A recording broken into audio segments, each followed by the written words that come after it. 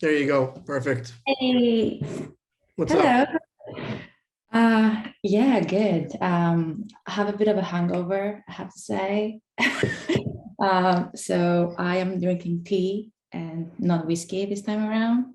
Got it. How are you? All right. I'm drinking whiskey and I have still have a hangover. So, maybe you're just a lightweight. Oh, big time. uh, What did you do yesterday? I saw Scream and Okay. I went out with some friends. Yeah. Thoughts? I really, I unhealthily liked it. I need to see it again. Okay. Give me your Definitely need to background see it again. with the Scream franchise. Do you like, is it one of your favorites in general or? Oh yeah. Yeah. It's the first slasher I'd seen. I'd seen it before I saw Nightmare on Elm Street or Friday the 13th or any of those. So, and but I love all the horror movie meta commentary on it, even on the first one, all the way back in '97. Yeah, Mhm, but yeah, mhm, no, it's mhm. it's so good. They have a whole. I You go, you go. Oh, I was gonna say, is it it gave me the impression based on what I've been reading that it has a kind of self-awareness and Mhm. wokeness that the Matrix probably does, the new one. Well, especially on the new one. Yeah, I mean, the whole joke is like I mean, it also happens with horror movies all the time is they'll make like 13 sequels Right. and the first one is maybe excellent and the rest are all, terrible, but they Uh-huh. they rip on the idea of like uh doing something over and over and over again until it's like, all right, well the fans want, the old stuff and so they try the old stuff and even that sucks because it's not the same and they did a whole new thing. They comment on fucking crazy fans on Yeah. on on Yeah. awful toxic fandoms and how that can like how that always tries to steer the fucking ship and how that can lead to like awful shit. It's really really good. I need to see it again, but At the yeah, it's same. really good. Well, the point you just brought up for the horror franchise is interesting because I found feeling very similarly when I saw the new Halloween in Mhm. October, Oh yeah. um, which wasn't great. And it kind of reminded me of the because it is actually one of my favorite franchises. Like I remember I grew up with Mike Myers Yeah. and seeing them what 20, 25 years later Yeah. doing the same thing and not reinventing the wheel, it's a bit disappointing. Hmm. I would love them to go OTT with him as a Hmm. villain, but it just feels like it's one of those franchises that for whatever reason it's still trying to be that kind of John Carpenter prestige, like we're not Hmm. touching that, like it's too serious and it's just staying there. And what it has ultimately done stayed in a time capsule, Hmm. which isn't really serving anyone. Yeah. Um, so I'm looking forward to Scream. I have to say, like I'm sure I've watched all of them, but if I'm honest, if it's like one movie in my Yeah. head. I know they're all.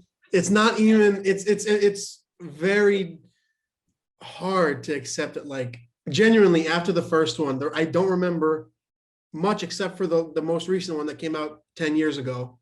I saw Mhm. that in theaters, and it was just awful. They make the whole joke, the idea of like it'll always be the most recent sequel that is so terrible that has no one from the original movies or anything. That's what prompts they coined the term the requel, which is Yeah. it's a reboot Yeah. sequel, and you always have to bring back someone from the old cast.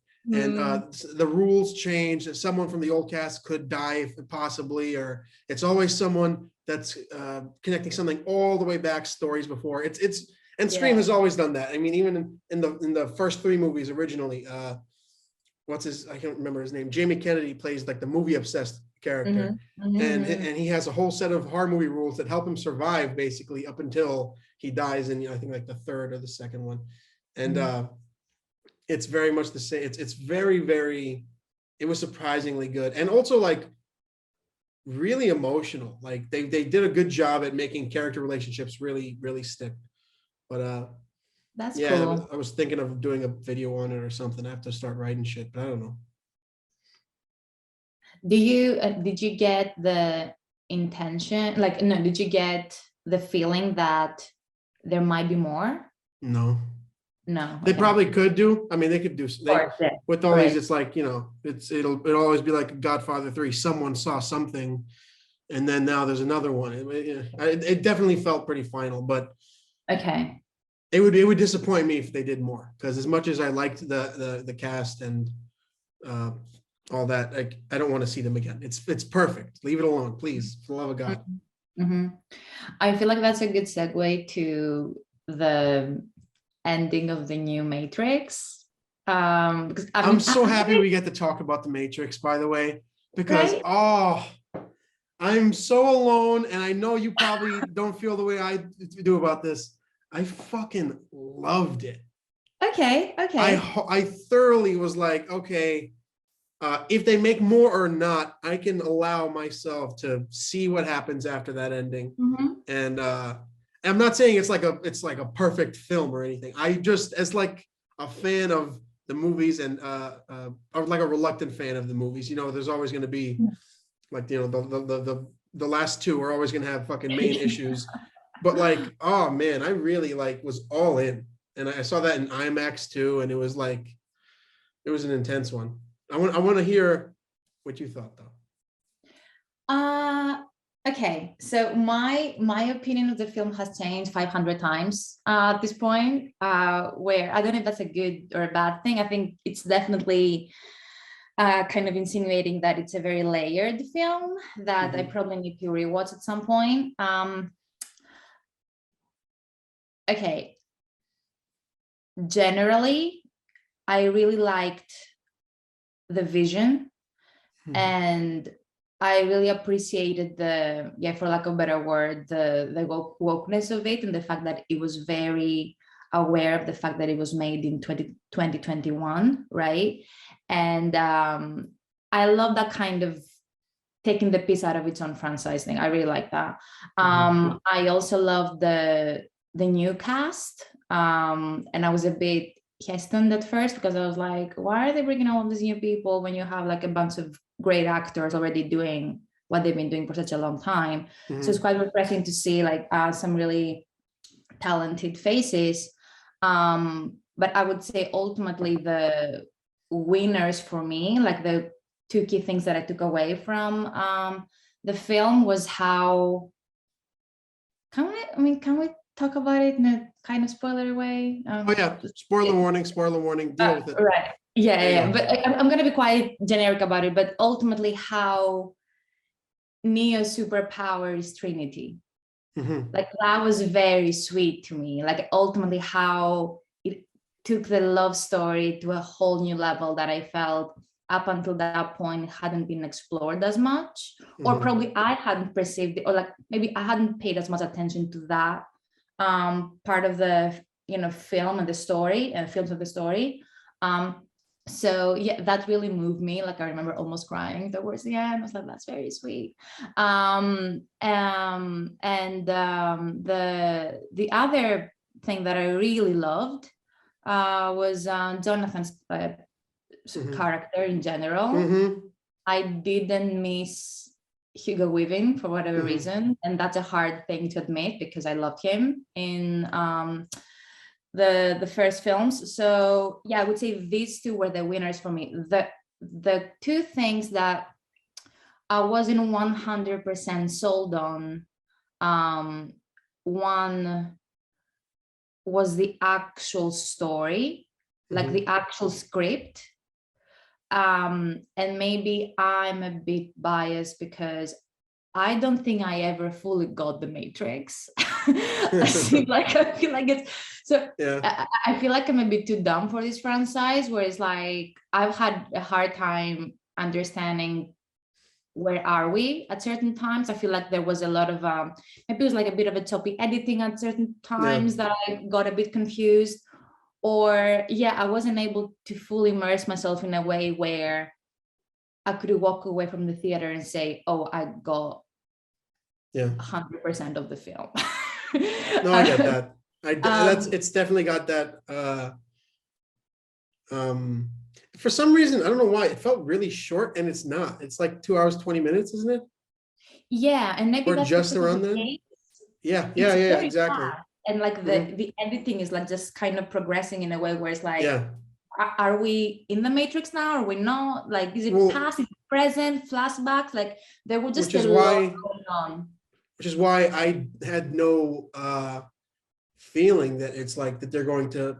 It felt very much like don't stick around to anything. Don't settle down anywhere, because you're not going to be getting like every bit of context about the history or about what happened in Zion and all that. I love that it's up to. I mean, it affects the film in quality, but it takes a back seat to just the relationship between Neo and Trinity. And I love that it's not another like rebellion fucking movie where it's like, oh, well, now it's the robot. They could have totally, like, if they wanted to continue more or do something, when they went to go get Trinity, they accidentally left a door open and the fucking robots found the new Zion or whatever. And like, they didn't take care about that. They didn't think like, oh, we can, worm in another, a separate B plot that no one's going to really like wholeheartedly look into, because no one's going to want to be cutting back from Neo and Trinity to old I mean, like, no one cares about that. They put like genuinely 100% into the love story and the relationship. And I think once Bugs goes after Neo, it's like, that's when the movie's like, all right, hold on tight, because we're gonna ride. It's like a roller coaster going down. And up until then, I love the mental aspect. I love the new way that the Matrix is like fucking, like it's like the metaverse. It's like embodiment of social media now, and it wants to keep you miserable, because it knows that's like you generate more mental power rather than just letting them live regular ass lives. And the whole idea of like, that's what we'll do. We'll take the two ones, Neo and Agent Smith, and we'll make them partners that create the Matrix. It's such a very like, it's like, it is like a video game plot. It's very like, you're not meant to hold on to anything solid. This is just meant to get you to the end point, which it did feel like it was going to lead to a bunch of stuff, but it also felt like, no, you can maybe picture the rest for yourself. Because do you want to see another movie where they're just going around and like being superheroes in the Matrix because no one can do anything about it? It feels a little, that would be a sequel made in 2003. Yeah, exactly. I would say, thinking of the film, what I did enjoy the most was that kind of allegorical side to it. I feel like thinking, and because we're doing a bit of a 2021 review, looking back, it feels like it's one of the most comprehensive manifestations of social critique in that kind of space, right? It felt like something needed to be said, and that's what was the vision. And it's probably the most political Matrix film to date, at least from, it's a bit ironic to talk about, to have like anti-capitalistic messages and then, being a millionaire yourself. There's always that kind of discrepancy there, but I really like that it had something to say, and it wasn't just zero ones and action. I walked out of it thinking I 100% understand why Lana had wanted nothing to do with making a new one, and I 100% understand why Lily wanted to make a new one, because there's very much, it's got Matrix, it's got Neo and Trinity and all that, but it's like, it's very separated from the originals. And they put a time difference and all that, but it's very much like it's just like you could have put any characters and it's still like a sci-fi love story. That's what mostly it is. And there's also the whole I love that it's like it has like contempt for itself, like the fact that it exists almost. Yeah. And Yeah. so before I saw it, I saw that clip of fucking Jonathan Groff saying like our beloved parent company Warner Bros. And I was like, I only saw that clip. I didn't know anything about the movie otherwise because I tried to avoid everything because I wanted to see in theaters. And I was like, do they go that meta that they know that they're in a movie? I didn't understand that it was like, I had no other context. So I was like, that's pretty fucking crazy if they were Yeah. able to like do that at the same time. And the idea of like, they were going to make it with us, whether we're here or not. It's like they were going to do that with the Matrix, whether Lily wanted to or not. And Yeah. it's pretty intense, like the self contempt and disgust it has for it, to the point where it's like, you know what I mean, it's obvious they had to go through like several passages, and maybe they just had someone, you know, green, okay, whatever, but they could have made like, they could have put a sign, like a poster in front of the poster, like Matrix 4, and then you expect like all, like they Right. put a bunch of old stuff in the old stuff, and then they remove the poster and it's a whole other fucking thing. And obviously it had to go through like several different levels, but that's how it felt. It didn't feel like they were trying to make a Matrix 4. Yeah, no, it was it was very much a departure from the rest of the films. And as you were talking, I was thinking maybe that's more of a question, because I'm not saying I'm making the argument, but we're talking about Scream and Matrix, and well, one, it's weird that we're talking about these films in I know, right? I know, right? and then we have new films. It's like, you know, the night is cold. It's But hilarious. it's also, yeah, that there seems to be this growing trend of being meta and self-referential and aware. And I don't know if it's a coincidence that these two just came out and they feel so familiar in a way, or thinking of the biggest film probably that did something similar in recent years has been Deadpool, that kind of started that trend. So I wonder whether we're gonna see more of that and seeing like franchises coming back from the dead, being that, haha, you missed us, you know, or whether it's just, yeah, it was kind of a, I want to say one-off at this point, more like a two-off. But it's interesting. I mean, yeah, I mean, also like as long as it keeps proving to, it's almost more than nostalgia. It's like nostalgia will get you to come and see the you know, a new like Jurassic Park or whatever. But like when it's just far back enough where it's like it's not nostalgia necessarily, because I mean, you know, I mean, I guess 20 years ago, Jesus. Yeah. It's mutated almost. It's like, but also that's always been like the thing with like meta commentary. It's always going to be like, even if it's just self-referential and pointing and being like, hey, like look at that, that's the from the old one. It more often than not, I feel like it has a point compared to something like Deadpool, which is just like he's a character that can like, you know, point at the screen and notice everybody. Especially with it's very funny that like, you know, they're very comparable and yet they're completely different. Scream and the Matrix, they are like severely like antagonistic towards the audience and towards the structure of how everything is. Like with the new Scream, they lean hard into like toxic fandoms and all that really well, like in a way that it's like people are kind of, you can almost imagine people are too afraid to talk about it because no one wants to really get into that conversation of like, hey, sometimes you guys don't know what you want. Sometimes you guys just want like a bunch of shit thrown at your face, and then you think that's something, and then it's like, oh, that turned out to be something like with full of like lacking in substance or general quality. And yeah, it always feels like there's more of a point to be made.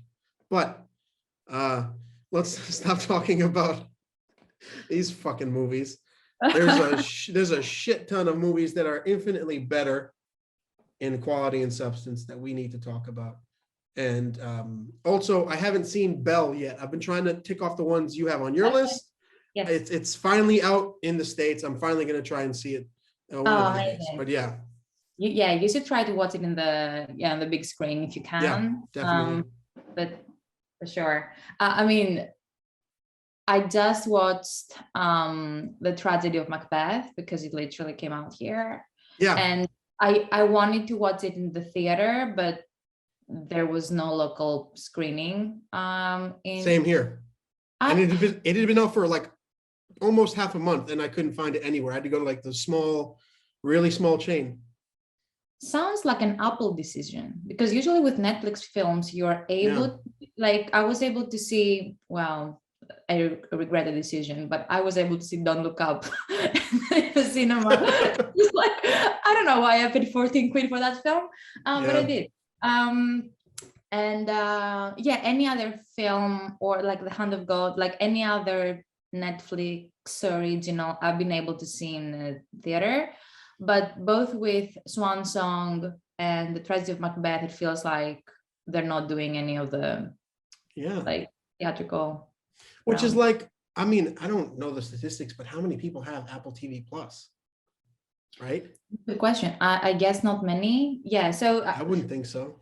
Yeah, I think strategically it makes sense, right? Because it's still very small. So they're like, we want people to actually subscribe and not, we don't really care about cinema. So it's not something that we're interested in investing, which I feel like Netflix has been doing only recently, right? It wasn't like, always used to do that, but now they're it's more of a branding thing for them, that they want to position themselves as like, we are cinema lovers, and we act like, and we're buying our own chains or whatever. That said, it was still disappointing, because I would have loved to see that film on a big screen, basically. Yeah, no, that was takeaway. I had to hunt for like, I was hoping the Alamo would play it, and it started playing it like a week after I saw it, and I was like, all right, well, at least it's somewhere popular. But it took a while for me to like look through it. I didn't even try with like AMC or the main chains, and and I saw it in like one of those a really small theater. Like it wasn't a theater. It was a big room. Big TV. Like a big TV. Basically, it was a big room that they put like, they might as well a wall that they just put a sheet on, and it still definitely affected it. The cinematography in that movie needs to be fucking strung up because it's beautiful. But yeah, no, it was difficult, and it's very disappointing when it's like you're looking for something that I mean, also, I don't know how, I mean, Joe Cohen, the guy, when it's very funny when he works separate from his brother, I somehow end up like, I don't know what it is, not even connecting. I end up being more invested for some reason, if that makes any sense. I don't know. I can watch like, True Grit or any of their other movies. But maybe it's something about the brother collaboration where I'm like, oh, they probably, they checked each other a bunch and all that, but something about not only one of the brothers, but Shakespeare and such a cast like Denzel Washington and Frances McDormand and all of them. It very much was something I wanted to check off, and I wanted to I was hoping to wait until today, because I Googled a bunch of movies when they were releasing near you, and I was like, hopefully she'll be able to see them in time. I mean, I watched it today just so we can have a discussion. No, it's interesting because I can also relate to the Cohen thing, and I'm not sure if we had this discussion about them last time we talked, but I don't know. I haven't been able to connect to a lot of their films, even though I objectively consider them to be great pieces of work. Like even the Lebowski, for example, here it's a great film, and I can see how everything flows well, how it is a masterful film in a way, but I'm just not always able to get there. And I think ultimately it probably comes back to characters. I think it's a character, like it's not the actual story, or it's not anything that's necessarily quote unquote wrong with the film, but maybe it's a character that haven't been able to be like, oh yeah, I will not stop thinking about this character for a long time. But yeah, I loved The Tragedy of Macbeth, and I feel like it would have probably made my top 10 last year, but officially it is a 2022 film. I was here. gonna So say, I think that's yeah, very interesting also. I like that, because I tried to do that too, genuinely up until the 31st of yes. last year. And then anything I saw afterwards, I wouldn't consider. But I hadn't considered the fact that like a lot of stuff, I don't know. I mean, it makes complete, I mean, it doesn't make sense, but it's obvious that like, they're not gonna have the same release dates because everything is just on a different calendar. And I was like, oh, I hadn't considered something that I wanted to see. Like, oh, perfect. The Worst Person in the World. Yes.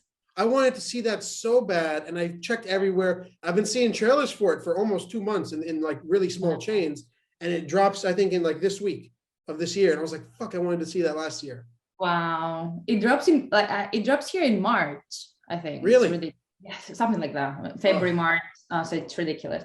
Yeah, I don't know. There are so many other films. Obviously, Flea, that's your number one. I'm not able to get that here anytime soon. It is coming out, but I will have to wait at least a few weeks for that. Yeah. Do you want to go down? Yeah, sorry. I was gonna say let's- I feel like, yeah, for sure. Yeah. I was gonna say that I feel like your only way in, if you want to guarantee to have like a comprehensive list at the end of the year, is to just do a couple of major film festivals. Like I feel like if I had done more films at London Film Festival, I would have seen all of them. They were all playing. That's insane. That's such a cool and you could have experience. done New York potentially. Yeah. I need to do that, but you have definitely. to take you have to take the time, like you have to take time off. It's also, I was planning on going to Tribeca last year. Oh, nice. And I was like so excited. They had like a bunch of different plans because COVID and all that. And I was like, all right, this is the first time I'd ever go to one of these things. Shell out what you got to be there, because I don't want access codes or whatever. I want to be there. I will fucking staple my mask to my face. I don't care. I'll sit in a chair 20 feet apart from everybody else to watch something. It's part of the experience. And especially in a year like last year when it was probably less people physically there, I was like, that's the one to go to. And then I don't know what the fuck happened. Time flew by, and then I looked at my fucking phone, and it was happening. And I was like, shit, when did that, like, out of nowhere, it snuck the fuck up on me.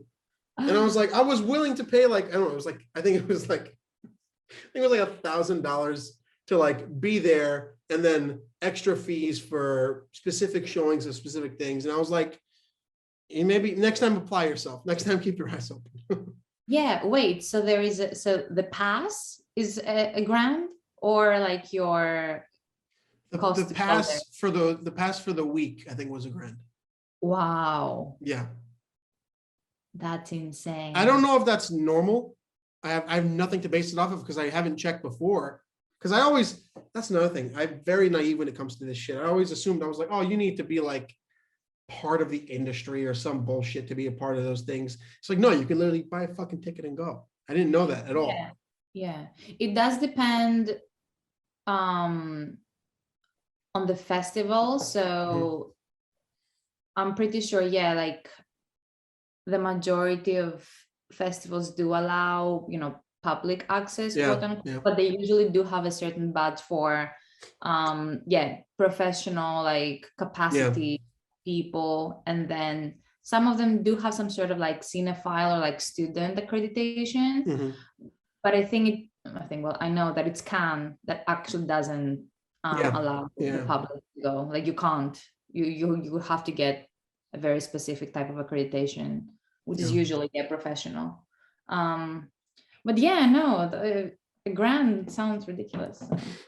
Come to London, it's much cheaper, and you would be able to get a press pass as well. So it's gonna happen. That will happen. I'll take you up on that. All right, let's start at 10. Let's each deliver our 10 and see what happens. Because I mean, I don't think it's surprising exactly that I probably have the more mainstream films on this side on my list in the US. Except for maybe a couple that you and I share, but I think it's because I did a couple of film festivals that maybe you didn't get the chance to see a few of these films. Maybe that's why. I promise I'm not trying to play cool. I'm just like, Yeah. I'm the indie one here. But yeah, obviously 10 for me is Spider-Man, No Way Home. I just Yeah. couldn't not have it in my list, right? And I tried not to overthink it, because at first I was like, should this get in? And then I was like, yeah, man, like you enjoyed it so much. Like ignore the technical and like the cinema, like conversation and all that, and focus on how it made you feel. How it made you feel. Yeah, exactly. Oh my God, exactly. And this is how I was able to develop the list, really, because I to be honest, like I've seen so many incredible films in the past year, so this isn't a list that says these are the best films. Yeah, exactly. But I would say these were the top 10 films that made me feel something that stayed with me and has stayed with me for a while. Yeah. And this is how I approach the film watching experience in the first place, right? So something like a film like The French Dispatch, for example, is incredible from a cinematic achievement point of view. You know, the production design, like the editing, the cinematography, like it's probably unparalleled compared to, I don't know, Another Round. But still, I just felt it was very cold or very distant from me, and it just didn't do anything for me. So this is why it's not in. So anyway, just to give a bit of context in terms of how this list was developed. So yeah, 10, Spider-Man. What can I say? It's interesting because I saw it with two really close friends of mine, and we watched it in Greece in December. And we went to a very late night screening, so around 11:30 or something like that. So you know that these screenings get a very specific kind of crowd. It's the crowd that, like, I don't give a fuck, and I'm going to be very loud, and I'm going to throw popcorn at the screen. And that was exactly the type of experience that I got. So maybe I did. I don't think it's possible to not get an experience like that for this movie. Because I mean, I exact same. I mean, it's definitely an honorable mention of mine. I saw it just before Christmas, and it was it's very much the kind of, like, I walked out of that like, well, it was also the kind of movie where I know the setting, especially for, you know, giant event Marvel movies. It's like, this is the setting where it's not going to be like one of those, like, you know, you sit and observe type situations. It's very much, it can be for specific things, maybe if you're keeping an eye out for some things, but it's very much you know what? It's not a bad thing to say it felt like I was at a theme park. It's not a bad thing. You know what I mean? People who are insecure in their own opinions feel like that's an insult, but I mean, it is Scorsese, but it is the fact that, like, I was there with my uncle and my brother, and the entire time my uncle showed me the first Spider-Man movies. And it was very much like I was leaning into him and like elbowing him, going like, oh shit. Like it was a crowd experience. We felt like we were at a fucking boxing match watching that movie. And yeah, absolutely. That is definitely one of the best of last year. Which I feel ultimately is what cinema is about, and that may be a slightly controversial opinion. But one of the reasons that I am so adamant about people going to the cinema whenever they can, it's less about, you know, watching a film, you know, to the biggest screen possible, like from a purist point of view, as in like, don't you fucking dare watch that film at home. Like I don't come from that kind of place. But for me, ultimately cinema, just like any other cultural activity in a way, is about building empathy. So when you surround yourself by people that share the same experience the way you are, when you laugh when they laugh, you know, when it's that kind of like mirroring and like conditioning, is like you want to have this collective experience, because this is how you build empathy. And I feel like the more time you spend at home, the more one, alienated you are, and number two, you are much more likely to be judgmental about every single thing. And you know, cinema used to be like this sort of experience where you would go and you would just make a spectacle out of it, right? And now it's just something that obviously is not celebrated as much. But this is why I feel like this film has been such a good thing, not just for, you know, the cinema as like a business, like for the exhibitors really, but it's been a celebration of how film can, I don't know, get people together. And I think that's a beautiful thing. And I really enjoyed that. For that film in particular, I would say there were a couple of other things that really stood out to me compared to other Marvel films. One being, I feel like it was dismissed by a few people, calling it, you know, nostalgia bait and fan service, this thing. And I'm not saying this is entirely not true, but I feel like it was a much more intelligent film than that. I love how it explored the concept of legacy and how hard it is to let go or acknowledge that you're no longer it, you know what I mean? I feel like it was very brave in a way for, you know, Garfield and Maguire to come back and just be like, we've passed on the torch, but at the same time, we're part of the same family in a way. They got their millions. I'm not trying to say, oh wow, okay, but I just thought that was explored in a very nuanced way. And then secondly, and I haven't looked into much a lot, but I remember loving the cinematography of that film. Like it really stood out to me compared to other Marvel films that felt a bit more CGI or video gamey. This one, I felt like it was much more stylized, more comic book-like, a bit more 2D in a way, which really, transported me in that kind of world in a much more effective way than other Spider-Man films. Yeah. So, yeah. I agree. It's above all else, above the nostalgia and above even its creative distinction compared to the other movies, the other Spider-Man movies in the MCU and the other MCU movies. It's very character driven. It's very well, that's where the substance comes from, is the concept of the character of Peter Parker and all that.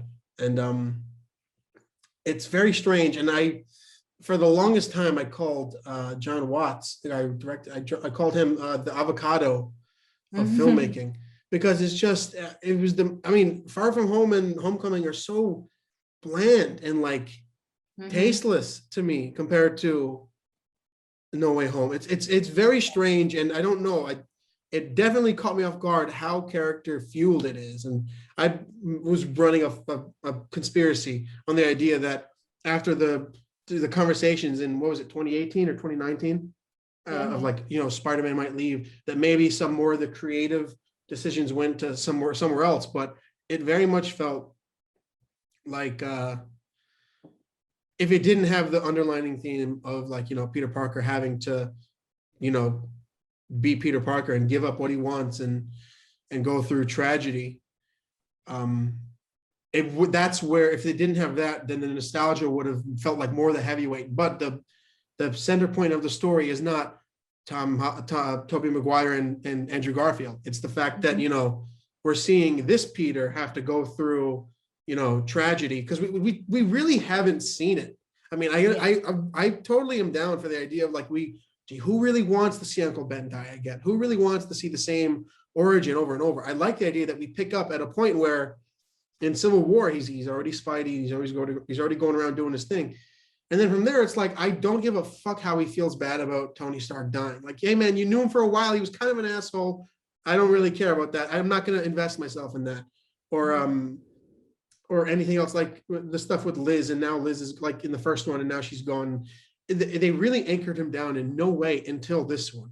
And yeah, it had to be, they basically did it, the fucking Uncle Ben story over again, but they were able to include this character punch where he meets these other Peter Parkers who are older. I mean, we have like Toby's who's supposed to be like on the verge of 40, and you have Andrew Garfield who's supposed to be closer to 30. And I think that's just a great infusion of character. It's definitely one of the more aesthetically just different films next to like Eternals. And I don't know what other MCU movies really shine aesthetically that way. Like character driven punches of like, and I'm not saying that Eternals was character driven. That was different. That was driven in very different way aesthetically, but yeah, it's very, it's not the color beige. You know what I mean? It's compared to, I don't know how many MCU movies I can think of that are like, oh, that's not all from the same movie. Oh, okay. Yeah, exactly. Yeah. You know? Yeah. So what's your number 10? My number 10, and this one is one of the first movies I saw on Netflix, not in theaters, unfortunately. Malcolm and Marie. Yes. Okay. Starring John David Washington and Zendaya. And I believe it's the first movie to be written, shot, and produced in the pandemic, I believe. They did it by themselves, like literally just the three of them with a crew of like maybe 15, 20 people.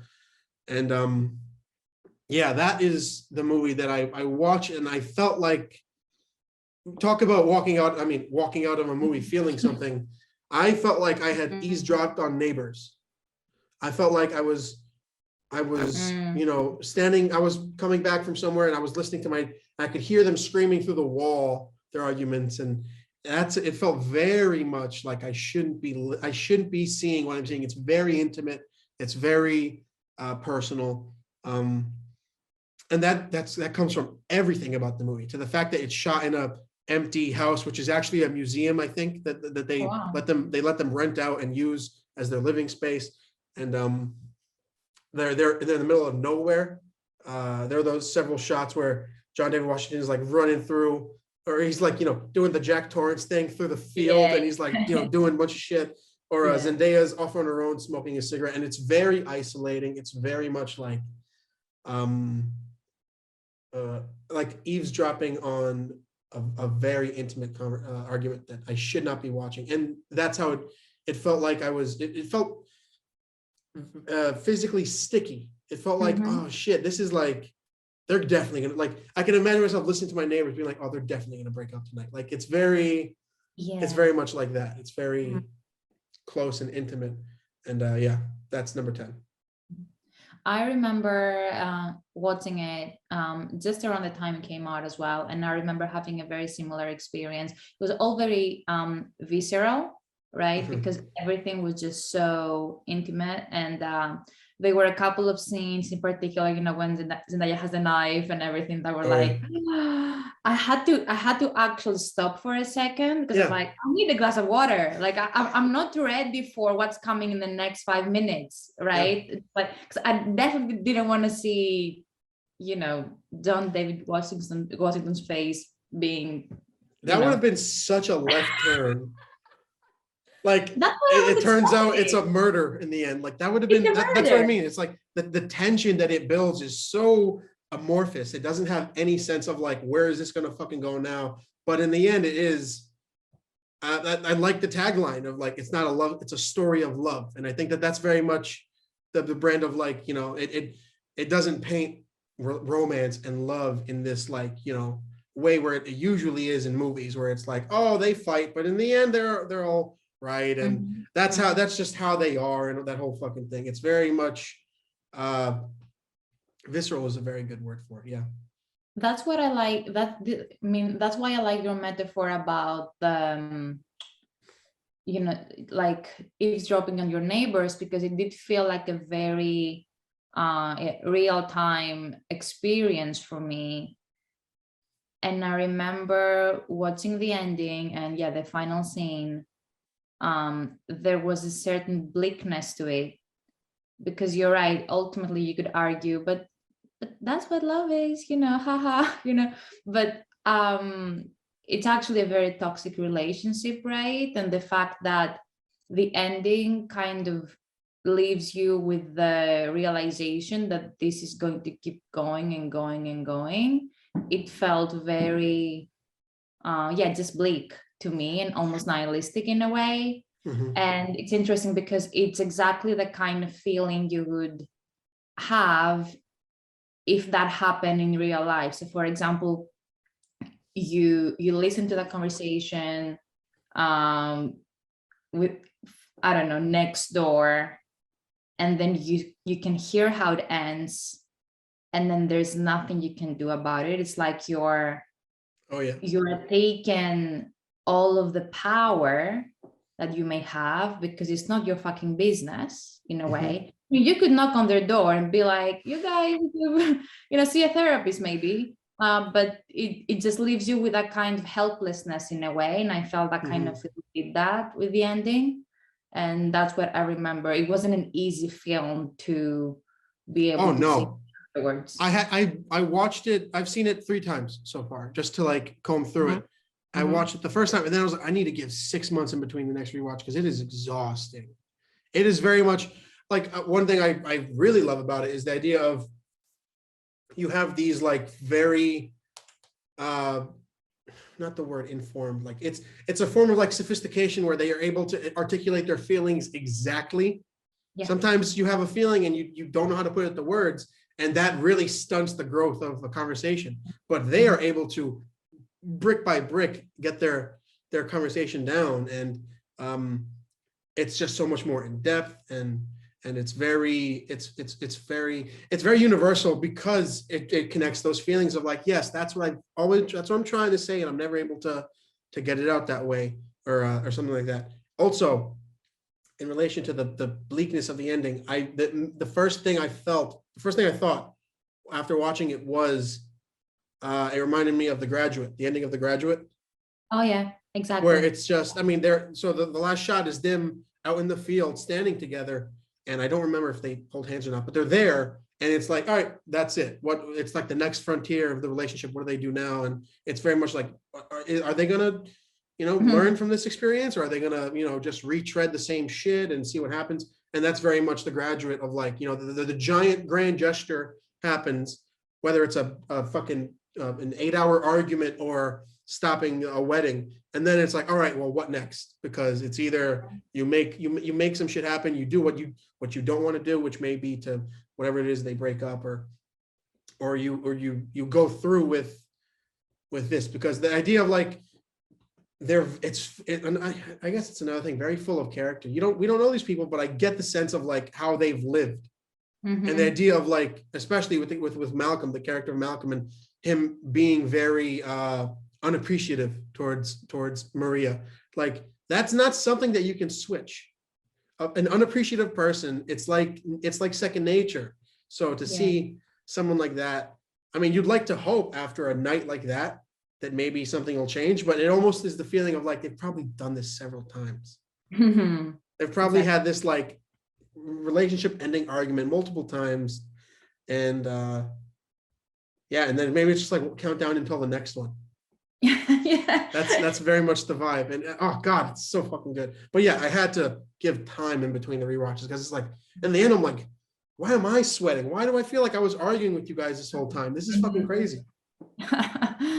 That's a very accurate way of putting it. Okay, number 9. Mine is Boiling Point. Great. So Boiling Point, I would say, based on the conversations that I've had with people that have watched the film, it's the one film that's been universally loved, as in it's an easy film to really like and just consider like a really fulfilling experience, which is why it's on my list, because I walked away feeling energized but angry and satisfied at the same time, and it's everything you would expect from a one-take film. So it has interesting. So it's Birdman style shot. And the stories so it's 90 minutes, which is, I feel like, the perfect length for a one-take film. I feel like 2 hours would be a bit of a drag. You don't want to exhaust anybody. Yeah, and it does have that kind of intensity like Birdman, because everything is like right in your face. But I would say it's a bit more stressful as an experience, because the story is about it's taking place in a London restaurant hotspot, and it's the busiest day of the year, and things go to shit. And the main character is Stephen Graham. He's the head chef, and then I'm sure you've seen him. He's playing detective all the time. And I don't know. He just wearing he just BBC all the time. He's incredible, and I would say he's the main character, and he has his own demons. Like, he's very responsible, he's drinking, and all of his staff is leaning on him to show up and do the work, and he's a nightmare. And basically the whole story is like how they go from prep, as in like the restaurant's about to open, to closing, almost, not closing, but like things are fairly packed, and there are so many things happening, with customers and the kitchen, and like every single person in the staff have their own background story, which is very nicely told. So you can imagine it as a nightmare night at the Gordon Ramsay restaurant, like what happens behind the scenes. And I mean, it's not like it's a difficult story, which is what I liked. It's just really, really energizing, and you just having a great time watching it. And it has a great ending as well, which is cool. So highly recommend. It's just really good. That's really interesting. I like the I guess when it comes to especially one take, one continuous take ideas is you don't want it to be, well, like, I guess compared to Birdman, I mean, it's the only one I've seen where it's like it's made to look like one take. Is this made to look like one take, or is it genuinely just behind the camera, everyone's rustling to get, the next shot looking? It's a good question. I don't know. I mean, it genuinely looks like one take. I don't know if they've done their magic, but it does look like one take. That's interesting, because I mean, I guess compared to, another one take film is 1917, and it's very much the idea of one thing I love catching, like when they cut and stuff like that. It's very much like I mean, the less obvious ones where they use, like in 1917, they used CG doubles at some point to make it look like, and it's like, wow, I would not have expected there to be a cut there, but I love the idea of with one take concepts. It has to be a grounded story. It has to be something very, not simple, because simple kind of is, it feels lacking the term, but I mean, it has to be something very grounded and very familiar. So I like the idea of it being a restaurant like Hot Time, like where everything is crashing in, and everyone's preparing, and that sounds really interesting. I need to check that out. Yeah, I agree. I think for a one take film to work, you need to have a story that's kind of restrained by its own physicality in a way, right? You can't tell Dune in one take. Like, exactly. You can't do that, because just so many things that are just not working in that kind of. It's also very restricting to something like Dune, or something even slightly more complicated than, say, a night at a restaurant. So exactly. Right, yeah. So even like Malcolm and Marie, in a way, it's almost like a one take, and you can see, and you can see if you think of all the one take films that you might have seen, you can see that the one thing that's kind of common is how that kind of shooting brings a lot of intensity to the film, right? So I can imagine Uncut Gems being a one take film as well. Probably would have sent all of us to the hospital after that film.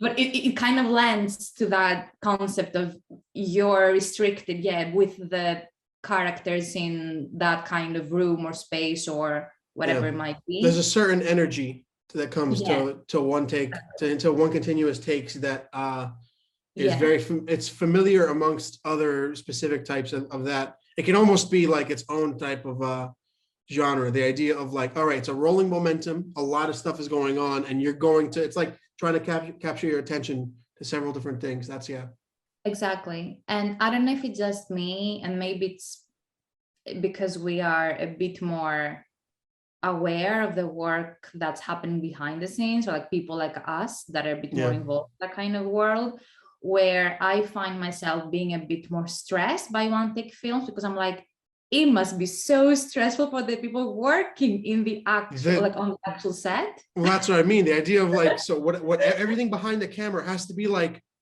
silent, moving around, get this over there, make sure everything looks, that's, Exactly. there's a shot, I don't know what it's from, but I found a clip online of, they have someone with a harness camera on a set in a room. And then they have a top-down camera showing everyone moving around behind the main camera. And it's supposed to look like time is passing by in one continuous shot. So everyone behind the camera is like moving couches and changing furniture and changing like the slightest thing to look like it's, the next season or whatever. And it's just the concept of like, even genuine, like even in Birdman, there are moments where it's like, yes, this is a 3-minute shot that has gone uncut. That is very difficult. They probably had to do multiple times to get it how it needs to be in order to move into the next one. But that sounds really, I need to check that out. Also, great name. Great night. It's great. For something like that, I'm just gonna say real quick, because I remember last time it cut out at some point. As soon as it cuts out, if it does, I'm just gonna send you the email again. Ready? All right. Sure. Okay. Yeah. Got it. What's your number 9? Number 9, I have The Last Duel. Okay, haven't seen it yet, but I've heard. Okay. Yeah. Well, okay. Oh, that's so good. Sweet. All right. This Ridley Scott, the guy deals in like very different arenas this year in 2021, because the guy's making, I don't know, he's like 77. How old is he? 75, something like that. He is like 90. He's making fucking moves at a very he's getting shit done. I think he filmed these like immediately back to back, and he's already working on like a Blade Runner show, an Alien show. But he's crushing it. With The Last Duel, it's above everything. It's I would call it a legal drama. Like, yes, it's a period piece. Yes, it takes place, in medieval whatever, and it's knights and all that shit. But where I feel like also period pieces is where Ridley Scott shines. It's as compared to House of Gucci, which takes place in the 70s and 80s, and it's like, all right, that's not far back enough for him to really lean into the insanity of a time period. This I would call more than anything a legal drama. It follows I'm not going to spoil anything. It follows 3 perspectives. You have Jodie Comer, who's excellent. One of my favorite performances of the year, which I was so disappointed when she dropped out, when she had to drop out of his next Napoleon movie. She's really great in this. And it has Matt Damon, Ben Affleck, and Adam Driver. A lot of dude bro actors in this movie. You know what I mean? It's hard for me to like the Damon and Affleck duo at this point, but no, please go ahead. Well, they are not a duo in this movie. They hate each other in this movie. Okay. It's manipulated in a very unique way. I think it's very interesting. You have Ben Affleck plays this lord or whatever, and he's basically Ben Affleck. He's like having orgies and a bunch of others. It's very much like he's very like he's a very hedonistic leader. You know what I mean? He's doing a bunch of shit all the time. And Adam Driver is his ward or pal or whatever. And Adam Driver and Matt Damon are supposed to be like childhood friends who then like started fighting on the battlefield together and that whole thing. They have a history, but the way that this story is told is very much like I say legal drama because it's told from 3 distinct perspectives over the same time period each time. So you start off with Matt Damon, then you go to Adam Driver, and then you go to Jodie, and it's it's bookended by the duel between Adam Driver and Matt Damon. And if you told me that like this and House of Gucci were directed by the same guy, I wouldn't believe you immediately, like out of the gate, just because it's very. This one has like a lot rolling behind it. There's allegations of rape and all that kind of stuff that go down, and it's very emotionally heavy, and it's very it's very much like you're being drug along, but not in a way where it's like, oh my God, when is this going to end? It's very much like you're dropped new pieces of information every once in a while, and you see how perspectives change and why some people feel the way they do. And and then I watched that, and then I watched House of Gucci, and I was like, what the fuck happened? And it's not that I didn't necessarily like, I didn't like House of Gucci. There are many issues with it. I love Jared Leto's performance. I wish the rest of the movie was like Jared Leto. I wish the rest of the movie was ridiculous, because then it would have.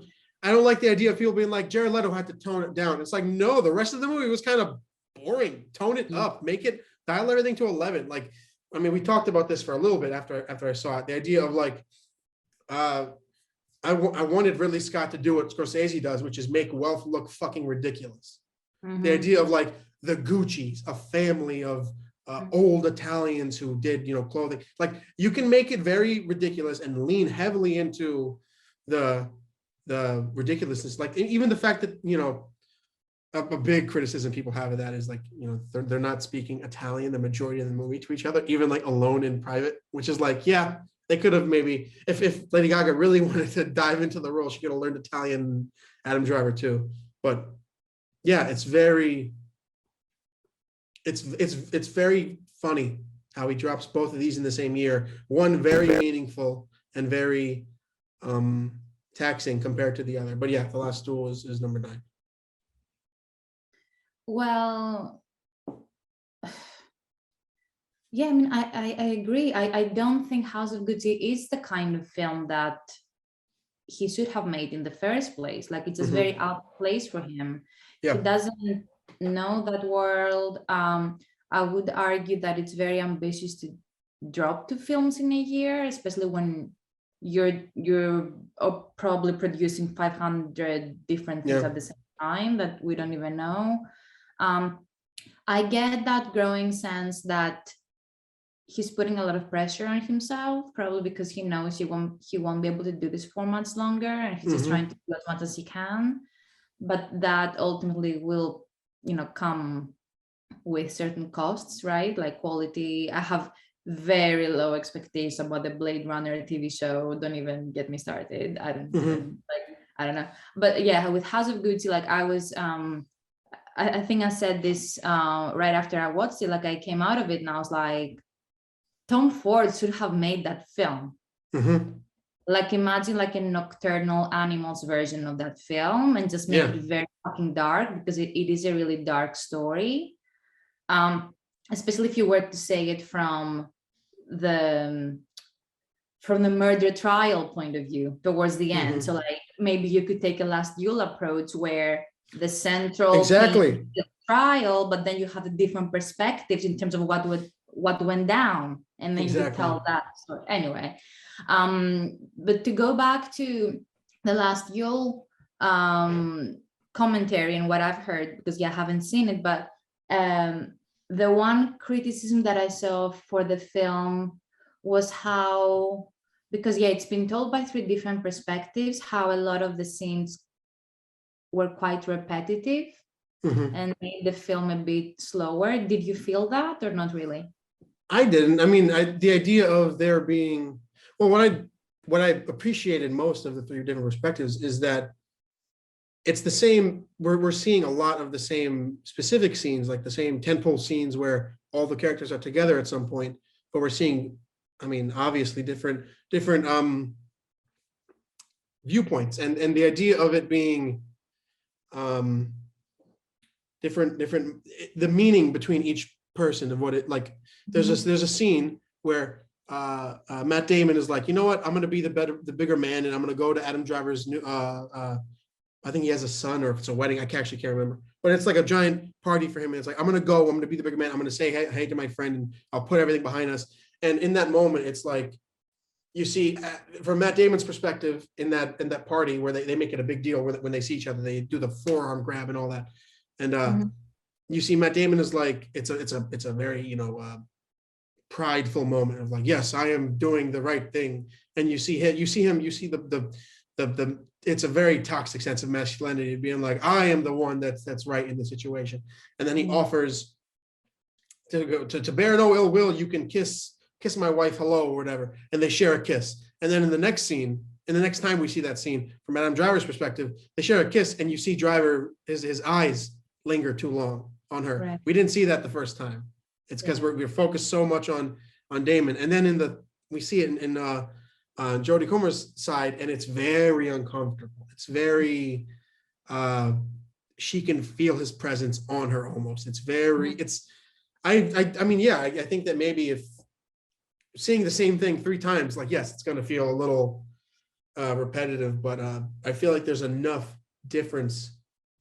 There's enough different aspects to each one where it's like, yeah, you could definitely upon multiple rewatches, like pick out multiple different things that stand out. Nice. Yeah, no, I definitely want to watch that.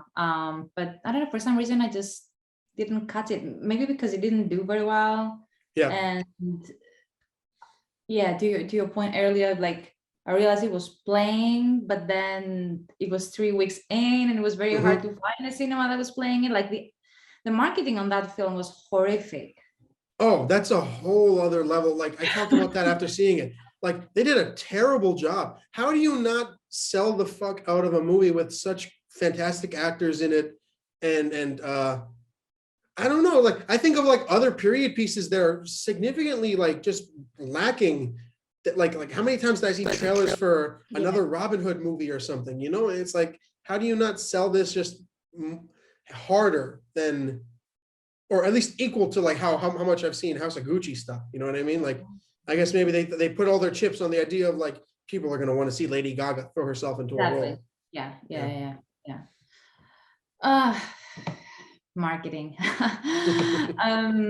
Okay, my number 8. My number 8 is Petite Maman.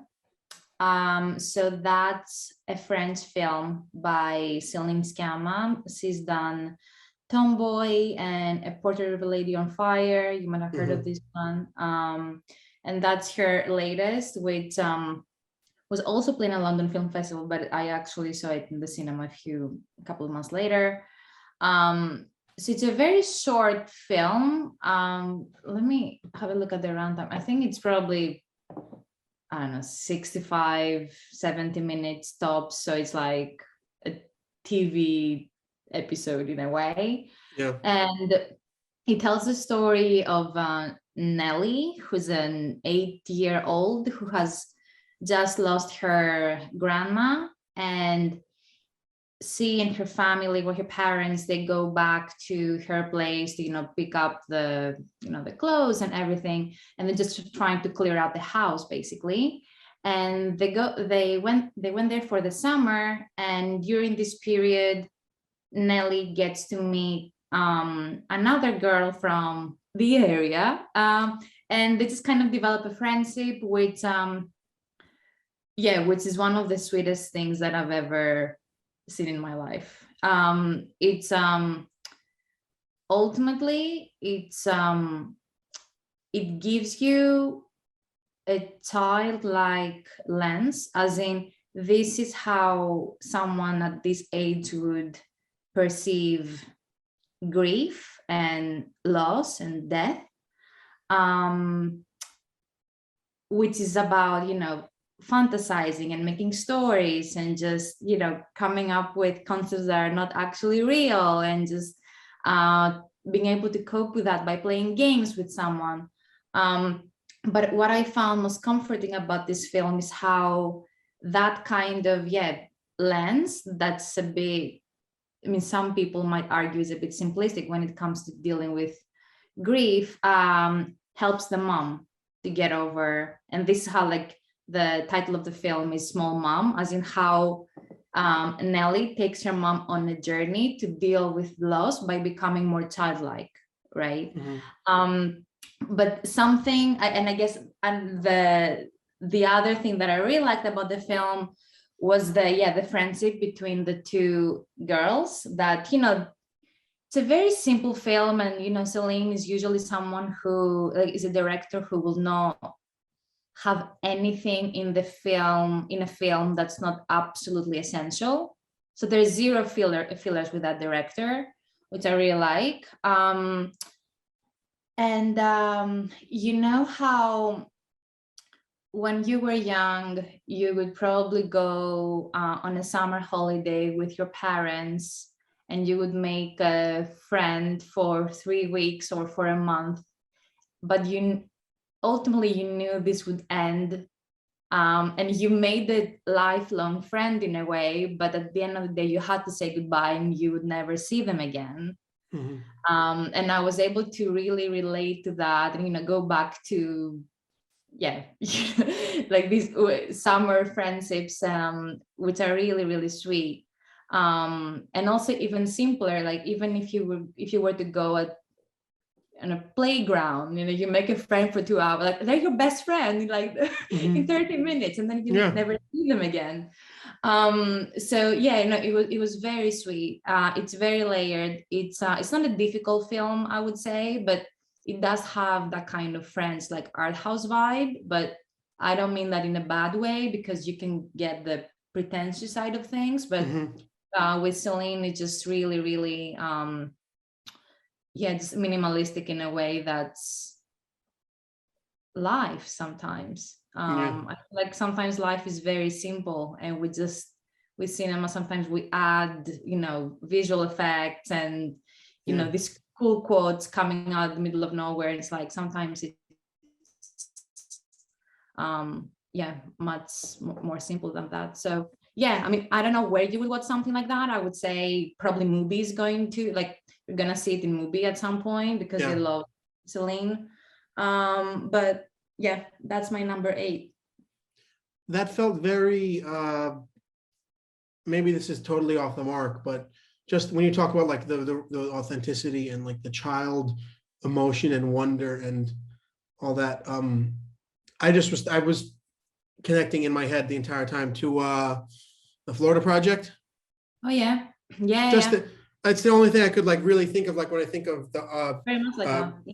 real life and authenticity and childlike wonder and friendship and all that. But that sounds really interesting. I need to check that out too. Number 8, Tick Tick Boom. Yes. Okay. Yeah. Which that took me a while to see that, just because I don't know, I didn't know it was on Netflix, and it was just trying to focus in on it. But this was, I'm not much of a musical guy when it especially in film. So this one caught me completely off guard, and I know how amazing Andrew Garfield can be. And it was still very like reassuring to see him pull off such an emotionally like tethered role. I did not know the history of Jonathan Larson. I didn't know that he died. The movie takes place in 1990. He dies 5 years later or so. He died at 35 because he was just turning 30. And that's a really loaded film on every level, because the concept of running out of time and all that. But and he's equating it to his professional career, and us with knowledge of the history, are equating it to his actual life, while at the same time AIDS is just killing everyone that he loves and all that, and the whole bohemian nature surrounding everything in New York in the 90s, and we're at the turn of the 90s. This was a really special film. I was really able to connect with the idea, even though it's not like it hasn't been told before, but I thought it was done quite well. The idea of being, was he in his 30s, or was he about He was about to turn 30. He was about to turn 30, yeah. So that kind of, because I'm basically in the same boat, like I'm turning 30 in December, and it was interesting how you are expected to hit those specific milestones in your Yeah. life by this time, and if not, you perceive some sort of failure, or it's Mhm. like, why are you behind on this thing and this thing and this thing? I really like that they touched on that. So Especially for something like Broadway. I mean, he has he has genuine examples to compare to be yeah. like, I'm not at the point where you don't know Stephen Sondheim, and what a punch in the gut it is that he dies just before this. I think it was in the middle of it actually on being on Netflix or just before, and Bradley Whitford. I thought there are very few times where a performance is very minimal but very impactful, and then his performance as Sondheim is like he gives him that last he's turning Richard Kind's character around and giving him actual compliments. I was like, oh yes, like it has a very much you can tell this guy is someone important and someone that Jonathan like admires to his grave. So yeah, no, it's this was one that surprised me a lot, just because I mean I as someone who's like uninformed on most Broadway or most musicals, and like the identity of Jonathan Larson. Yeah, this one was really special. Yeah, it's a really good film, and yeah, I don't like that Garfield is not getting as much attention as he Oh should. my God. I mean, we talked about this last time. The poor fucking guy had to lie for so goddamn long. And every press briefing about Tick Tick Boom is like, so Spider-Man. It's like, I would want to fucking kill myself from all that shit. I know. Leave me, like, wait and watch the movie. Talk to me about what I'm here for. You know what I mean? Oh, and he's I, so kind, and he's like way more enlightened than I am, to the point where it's like he can deal with that and he has fun at some point about like lying about not being in Spider-Man. But god damn, that would piss me off at some point. yeah, or he's popping his Xanax before Yeah. his press interviews at this point. I haven't seen him in The Eyes of Tammy Faye with Jessica Chastain. I haven't I seen don't know if that you saw either that yet. one. Yeah. Because I mean, Chastain's getting a bit of buzz because of her performance, even though Yeah. the film looks awful. But he's playing her husband. Yeah. It's like a Yeah, telemarketer. I've heard the story, but I'm not, especially when it comes to something like, I think I remember when I first heard them cast as these roles, and the idea was like, oh, prepare yourself because they're gonna make them really look like these people. And Yeah. I I'm mostly unaware on like that story, but like the idea, most of the time when something is sold on the idea of like get ready for how this looks, I Mm-hmm. can't really latch onto it. I talked about this with someone about I mean I was only like 12, but when like Avatar dropped, it was Mm-hmm. like the idea like this is gonna be 3D is a fucking big deal, and you're gonna want to live on Pandora and all that shit. And I was like, you have to back it up with something. I mean, I love prosthetic effects getting the limelight. I love the idea of there being effects teams finally getting some type of recognition, but there's more to it than that. I agree. And especially like, I don't know, the whole transformation of Chastain still looks a bit fake. Yeah. They didn't quite get there ultimately, even though they spent so much time on the well. Yeah. Yeah. Okay. That said, Garfield, I hope he gets an Oscar nom, but I don't know. I feel like the best actor slate feels very packed right now. Mm-hmm. Okay, so number 7. Mine is Zola. Have you seen the No, film? but I wanted to so badly. I saw the trailer for this a while ago, and it was like magnetic how fucking electric it Yeah. was. I needed to see this. So this one made the list. Again, it's very fun and satisfying to watch. Like it's very quick. It's full of adrenaline. And I would say from all of the films in my list, I would say it felt the most innovative. Mm-hmm. As in, like, I hadn't seen anything like this before. And it's interesting. So the story came to life from a Twitter thread. So it's a real story. So Zola is an actual person, and she went to Twitter and she documented the story of like what happened during that 48-hour weekend where things went down. And the director found the thread and she was like, I want to make this film on the back of your thread. Are you cool with that? So I was like, yeah, sure, let's do it. And this is how the film came to life.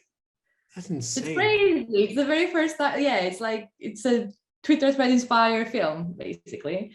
So yeah, I mean, the summary is Zola, Detroit waitress, is seduced into a weekend of stripping in Florida for some quick cash, but the trip becomes a sleepless 48-hour odyssey involving a nefarious friend, her pimp, and her idiot boyfriend.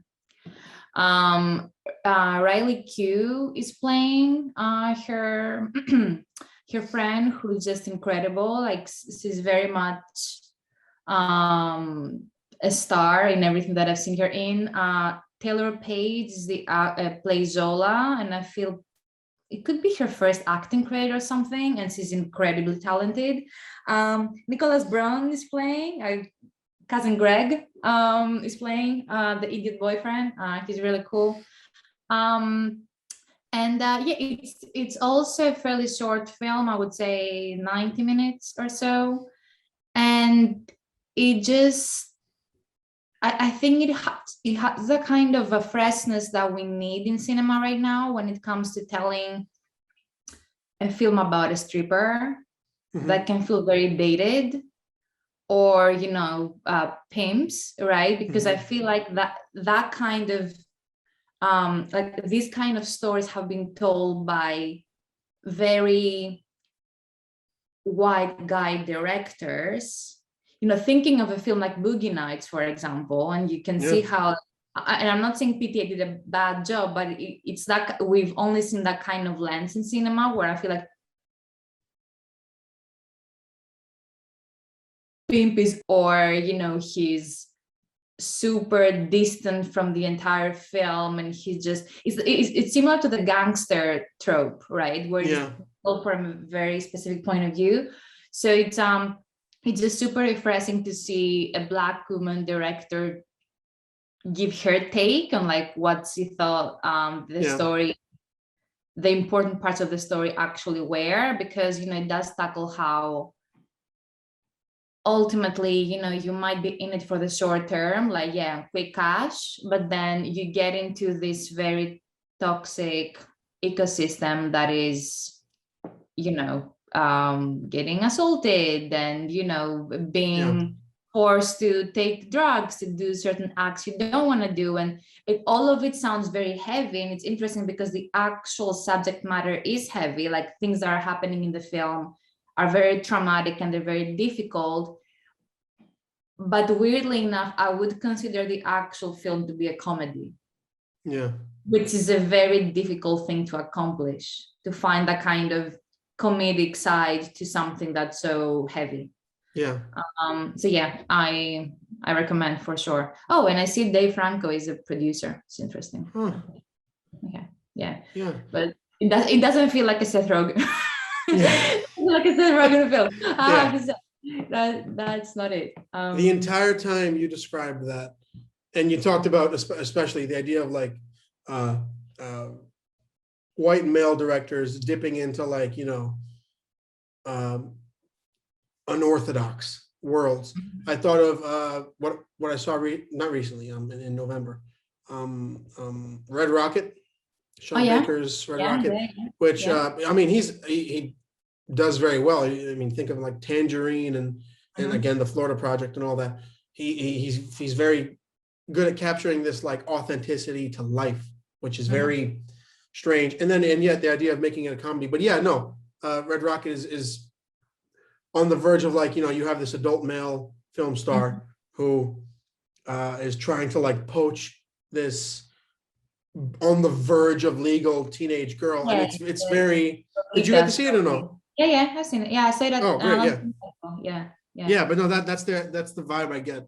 The idea of we've seen white guys do this 1,000 times, and whether you like the way they do it or not, it's always more special to get it from a demographic that historically never has not only the chance to but the ability to. You never get to see the chance or the ability to get a story like that told from someone who isn't, Paul Thomas Anderson or Sean Baker or a bunch of other who did Spring Breakers. That's another one I think of where it's like it's a rugged, raw look at like, a slice of life that is unorthodox, and then it's like some average like white guy made it.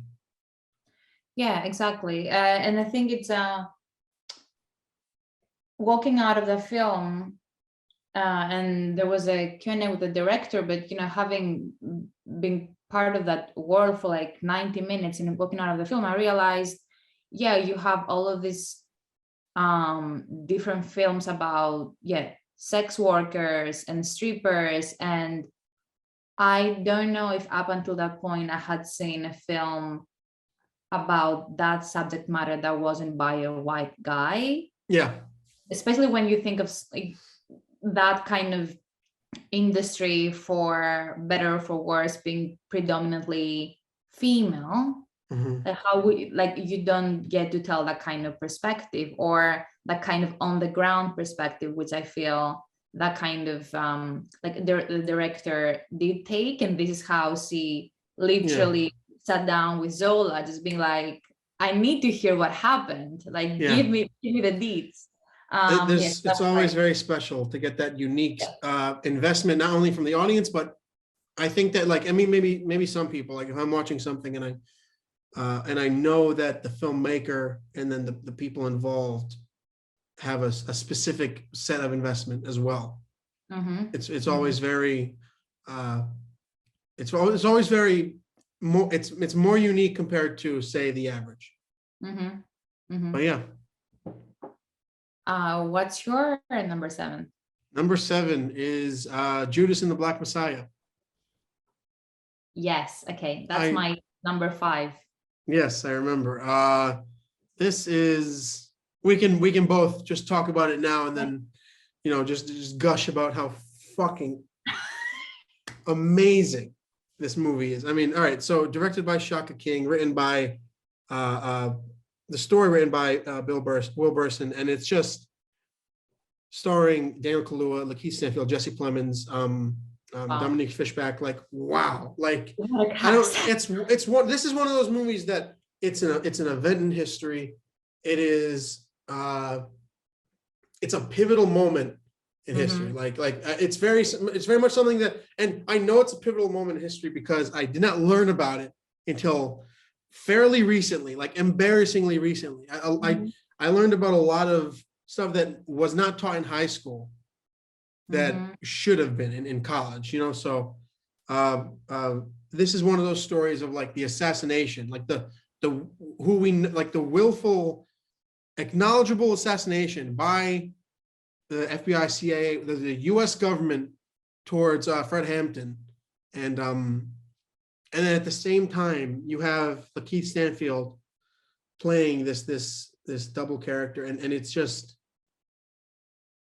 such an emotional punch. Even if you don't know the history, you're watching the story, and it's such a fucking punch in the gut, that it's almost scary. It's almost like genuinely frightening, to a point where you see what a force this 21-year-old guy was. And especially, like, I learned about Fred Hampton in college, and I was like, wow, I'm coming up on 21. That's going to be crazy. To the idea of being that influential to a point of like, they take you out. And now I'm 24 watching that, and I'm like, Jesus Christ, like the idea of it being such, I don't know, you think of like people who have the power to make decisions, and it's like no one looks at those people the way that we look at these people, the way that we look at someone like Fred Hampton, and it's just so, I don't know. It was very excellent performance by Daniel Kaluuya, like truly excellent performance. From for the film specifically, what really stood out to me, which you alluded to, is that it doesn't feel like a biopic. It doesn't follow the classic tropes of you feeling like you're reading through a Wikipedia entry, right? It's not linear, it's not safe, it has something to say. It's not like The Theory of Everything or Imitation Game, Yes. which are good Yes. films in a way, but ultimately they don't have anything meaningful to say. And with this one, I mean, there are so many messages that are just beyond, this conversation right here. But for me, like, Kit's character was the most intriguing, and how, the film really talks about the concept of tribalism and the concept of loyalty to your own race. To one of your own. Yeah, exactly. Yeah, which is so vivid in, like, his performance and his character, and how conflicted he finds himself in that kind of back and forth. Like, where does my loyalty lie? And ultimately, his choices didn't serve him, for sure. But it's such a clever commentary to things that are happening today. It's just a spectacular film, just so well made. Yet, and as you said, it could be a fiction film for all we know. Like, it doesn't. It's so good that it doesn't feel like, oh, this character is a caricature of a scientist from the 50s. Exactly. Right. It doesn't feel like you're trying to get an Oscar for making this film. You want to tell a message. It's more informative than it is anything, and it's informative without being which the majority of, not even biopics, the majority of, like, history told movies, where it's like, we're going to tell you about a specific set of people or a person, is it's like, it's going to be informative to fit around a specific context, to fit around a specific molded type of story or message being made. And it's informative to the extent that it's literally just telling the story of, like, a force of a punch of a person, and it's one of the movies on my list that, where it gives you that feeling of, like, walking out of the theater, seeing it, and you're like, something's different in me. You know what I mean? You walk out of it and you're like, I'm not going to live the same way after seeing this movie. And I think that's very specific and very special for very specific movies to do. And do I remember correctly, is that his first feature? Is that whose? King's. Is that his first film? I think it's his first directorial. I think so. First feature length. Yeah. Ridiculous. Which is, how? That's what one to, like, kick through the gate with, right? Jesus Christ. And I don't know about his background. Like, I'm not quite sure how he was able to get that cast locked in, even though I guess if you have that kind of script, then you can. But yeah, I don't know anything about his background, but I really want to keep an eye on him for sure.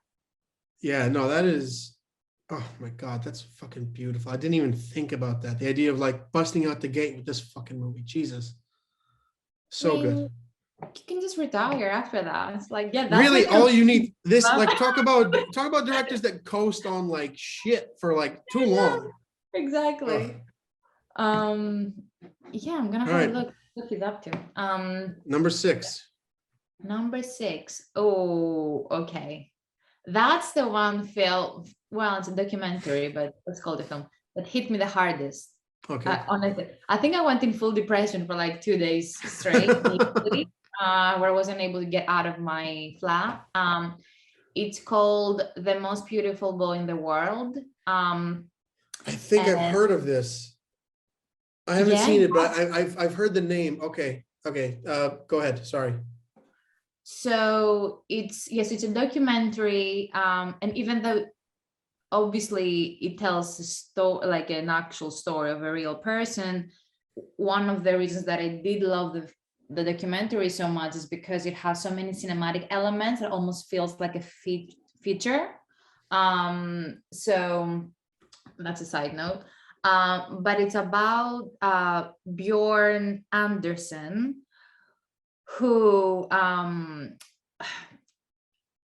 sorry, I'm just getting emotional just thinking about it because it's such a difficult story. So it's about him and the effects that fame had on him. When he starred in Visconti's 1971 film Death in Venice, it was a very influential film at the time. Mhm. And he's been portrayed as, he was probably 15 when that film took place, and the documentary starts from behind the scenes, like what happened during that film and how he was, I would say, downright verbally abused and exploited by the director, and he was seen as a piece of meat. It felt very predatory. He was being thrown around like a piece of cake almost, because ultimately, he was, this is why the title is called The Most Beautiful Boy in the World. He was a very beautiful kid, but still a kid. I emphasize he was a kid. Yeah. The documentary takes place over the course of easily the 15, 20 years, because it tells that story back then. It now follows Bjorn now, and you see where he's at in his life. And then there are some twists and turns that kind of tell the in-between, because I really like the way the documentary was told, because you get the beginning, you get the end, but you don't get, okay, what happened? What actually led him to him being stranded in the middle of nowhere in a cabin, with long hair and just living in atrocious conditions and not caring about himself, like what got him to that place. And there are certain things that happen for sure, but ultimately, it's a story about exploitation in the film industry. It's very relevant. It's, as I said, it's very difficult. It's incredibly brave, and he's been an incredibly, I don't know what's the word exactly, strong person to have endured that kind of exploitation and have received that kind of treatment by not just the people that supposedly work with you, like the directors you work with, or how these people treat you, because obviously shame on them. But for me, the worst part was how he was paraded by his own grandmother, right? And how she took a lot of his time and a lot of his energy in terms of, this is the road for you, and I know I can make us a lot of money. It's a very Justin Bieber story, but obviously I feel like it's probably much harder, because I even though it's not implicitly told, I feel like there's probably sexual abuse involved. There's just a lot of stuff that's there. I would say, even if people aren't interested in the actual story, even though I think it's hard not to be somehow moved by it, it's the actual telling of the documentary that's incredible, and the cinematography is amazing. It's very Scandinavian. I think the two directors are from Sweden, Copenhagen. I could be wrong. It has that kind of Scandi depressing vibe, but in a good way.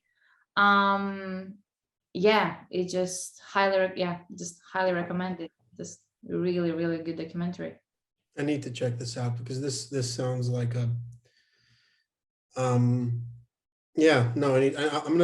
my favorite thing about this podcast right now is that I'm actually able to like take something from your list of 10. And mine is like, we've both seen the majority of mine, so it's like at least I get something out of this. Oh no, it's a great conversation. Okay. Wait, I have a fun fact for you. Have you seen Midsommar? Midsommar? Yeah. Yeah. Okay. So Bjorn is playing in that film. He's playing the old guy with a very long beard, with a very long hair. Yeah. That is being sacrificed. That he Really? doesn't he jump from Yeah. the yeah, he's that guy. Holy shit. Yes, that's him. That's That's him. interesting. Yeah. Wow. Basically, he's trying to get back into acting somehow, but I feel like there's a lot there that's not being touched on the documentary. But That's yeah, interesting. that's Jesus. him. And he's actually much younger than he actually looks. I mean, he looks 70 and he's Yeah, he not looks, yeah. Wow. 70. Yeah, yeah. Interesting. So that's him. That's him. Yeah. Jeez. What Yeah. a talk about a fun fact. Yeah. That's a fun. Yeah, that's Jesus. it. Yeah. Yeah. Okay. I Um, will definitely, I'm making a whole new list now off of your list. So yeah, absolutely. I'll check that out. yeah, have a look. I'm not sure where you would find it. I have a feeling it will drop on Prime or something. Strikes me as a Prime documentary, but yeah. All right, sweet. I'll check it out. Number 6, The Tragedy of Macbeth. Oh, okay. This is, I mean, we talked about the fact that like I had to hunt this movie down. I discovered a new theater chain in New York that I hadn't seen, that I hadn't been to before watching this movie. Okay. Yeah, no, like really glad I was able to. I mean, I looked through all the other chains I usually go to and nothing. And I was like, this came out like 2 weeks ago. How is it not playing anywhere? And yeah, no, this was one that I'm a big Shakespeare guy. I'm not much of like into the being of Shakespeare. His writing is just so, I mean, it's so almost metaphysical. It's very much more than he is. It's very rare that you find someone create something more than they are. And the fact that Joe Cohen was able to take that story and you like unite this cast of people, especially someone like Denzel Washington, who is an excellent performer, but famous for like taking his twist on things and elevating the script in many situations.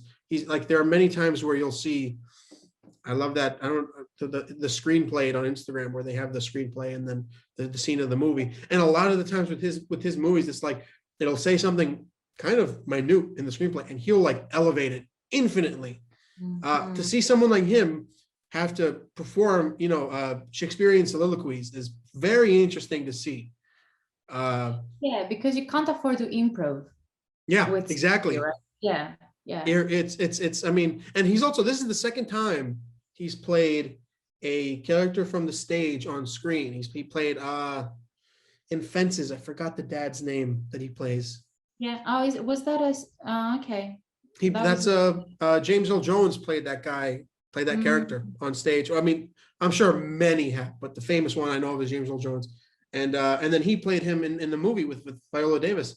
And now in this one with Frances McDormand, and it's like, this is one of those movies that it's very little room to kind of bring your own personal flair to it, but you almost don't need to because the Shakespearean writing brings that flair to it. So like every monologue that he performs alone, or that Frances McDormand is able to pull out, it's incredible. And it's almost like you have someone like Joe Cohen who is very, very visual heavy. They do a lot. They take a lot of control in that arena, and it's very, I don't even know how to describe it. It's like, it's very rare that you see something equal parts carrying equal weight. You know what I mean? You have, I mean, my favorite shot is that scene when he summons the witches. And you see 3 different shots of them. You see them like, it's like an extreme wide shot, a wide shot, and then the close-up of the main one we've seen. And that wide shot where they're on the beams and it's just crossed like that, and you just see their figures. You don't see any details, and it's like, oh my God. And at the same time, they're spewing out this like this word heavy, dialogue, and it's just so. I've never really I can totally understand people like with Shakespeare and writing and having to like, the translation of his writing and all that, and just the old English of it all. I totally get that. There's something more, I think, to the idea of having to figure out based on not just context clues, but physical character emotion. There are moments where Denzel is like expressing physically a lot of what is in Shakespearean dialogue, which is, a lot more subtle than most dialogue. It's very introspective because of, the idea of it being a play. So yeah, there's a lot that I walked away from with this movie being like, this is like a very special movie that I want to rewatch it, but I feel like there needs to be time in between because I need to soak everything in. I kept gasping throughout the film. I easily think it's the most beautiful thing I've seen in my life. Like I don't think I've seen anything more beautiful, Yeah. Like I tweeted earlier, like this film could take best director, best actor, best actress, best production design, best cinematography, best sound design, sound mixing, best costume design, and I wouldn't mind. I wouldn't mind at all. Every aspect of it is crushing. It's an adapted screenplay. I personally don't know much about Shakespeare, as in like I know what the average person does, but I'm not someone who's read like original works of his or anything. So I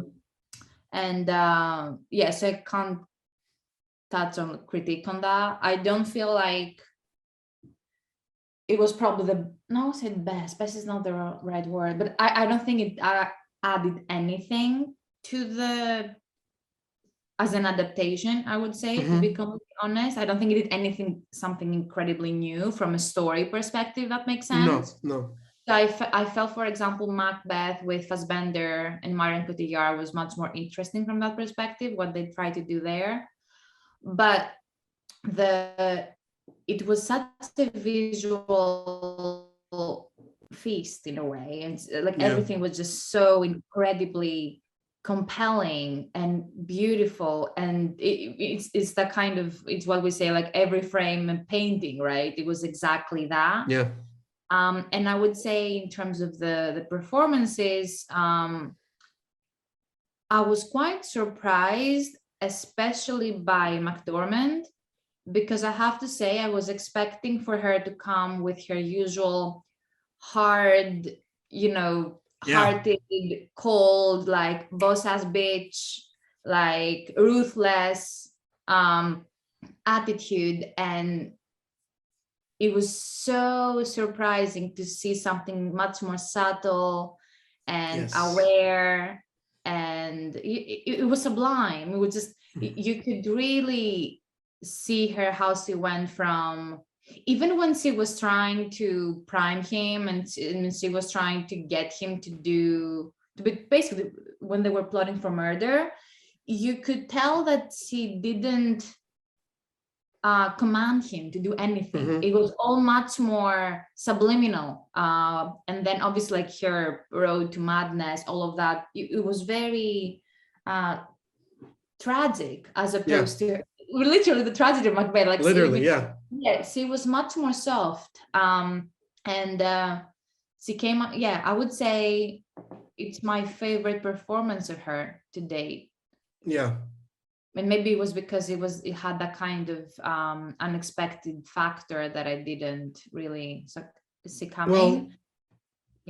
Well, I mean, something that happens, I feel like a lot with, especially with actors and actresses like McDormand, who are so commanding. They're very, when they're on screen, especially with her, she's all I want to see when she's on screen. She's all I focus towards because she's such a force of an actress. But when you have a force of like her meeting with the internal character of Lady Macbeth, of like very specific kind of screenplay and a very specific kind of writing, it becomes its own thing.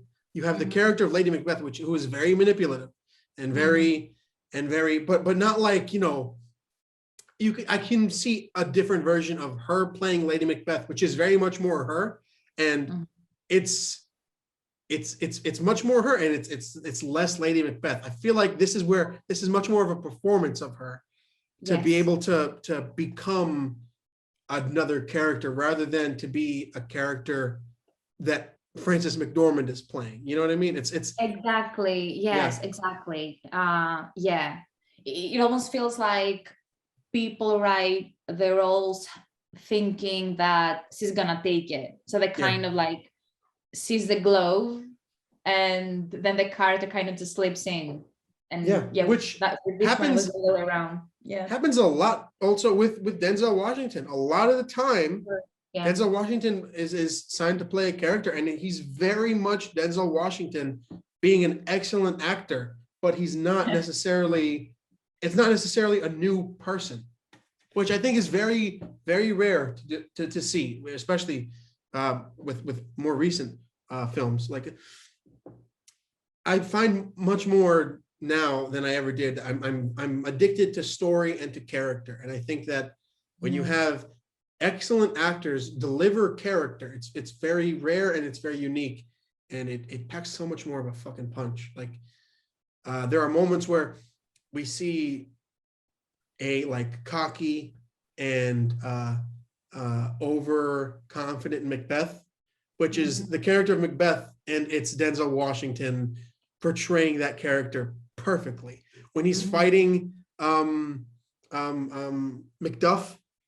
and, not Macduff, before then, when he's fighting the guy who comes into his throne room. What's his name? The leaves are everywhere. It's just, it looks fucking amazing. But he's like pushing him around, and it's very much like that's the character. I as someone, I mean, I've read a lot of Shakespeare. So like especially with we know how the character of Macbeth changes from someone who's very hesitant and very very not that he's unsure of what he wants. He's frightened to reach for what he wants, to get out of like a comfortable level, and then to see him in the end after all that, to see him be that version of him that is like has always been there, but he's always suppressed. And to look at that and be like, that's Macbeth, not Denzel Washington, is very, very rare, which they both killed it when it comes to that. Frances McDormand and him. What did you think of the accents? Oh boy, one thing, you remind me of something that I love. It's not placing itself in history at any point, which I really enjoyed. It's very much, it's not like, it's Shakespeare is in the 1500s or maybe a little earlier. And it's very like not something they do comparatively to The Last Duel is it's very like, it's a set time. I know when this is happening, as compared to the Tragedy of Macbeth, which is like Shakespearean time is always like a set 300 years, doesn't matter when, it's I mean, not a less intelligent time, but it's a less sophisticated time where people are, you have these intense monologues, but it's still a sense of people that are not like biologically evolved, but like educationally evolved with what's happening around them or to them. So when you get something like that and they don't deliver something like, very grand and doth and all that like what we usually see with Shakespearean theater, which is fine because theater has to be big, it has to be a grand thing. But when it's a film performance, it can be a lot more internal, it can be a lot more subtle, and it doesn't have to be so extravagant. So like even comparing, like it feels very like I can aesthetically, everything is on the same level, from the accents to the wardrobe. Like it's very medieval knight-like, but it's very much not historical medieval knight. It's very Shakespearean. Like it's very simple. It's less elegant than it is than you would expect it to be. Even the crown, is very much like it's just a metal ring that they put around. There's no extravagance towards any of it, which is very Shakespearean, especially for his tragedy. So yeah, no, this is definitely a heavy hitter. That's very, yeah, it's very insightful. I hadn't thought of that, the time aspect of it. Yeah, how agnostic it is in a way. Yeah. Cool. Was this your 5? Because That was 6. We're on to 5 now. okay, because my 5 is Judas and the Black Messiah. Oh, so I get to keep talking. Yeah, exactly. What's your 5? My 5 is a very fucking similar film, The Green Knight. Okay. You saw this? Yes. What did I want to know why. I need to hear what you think. Tell me.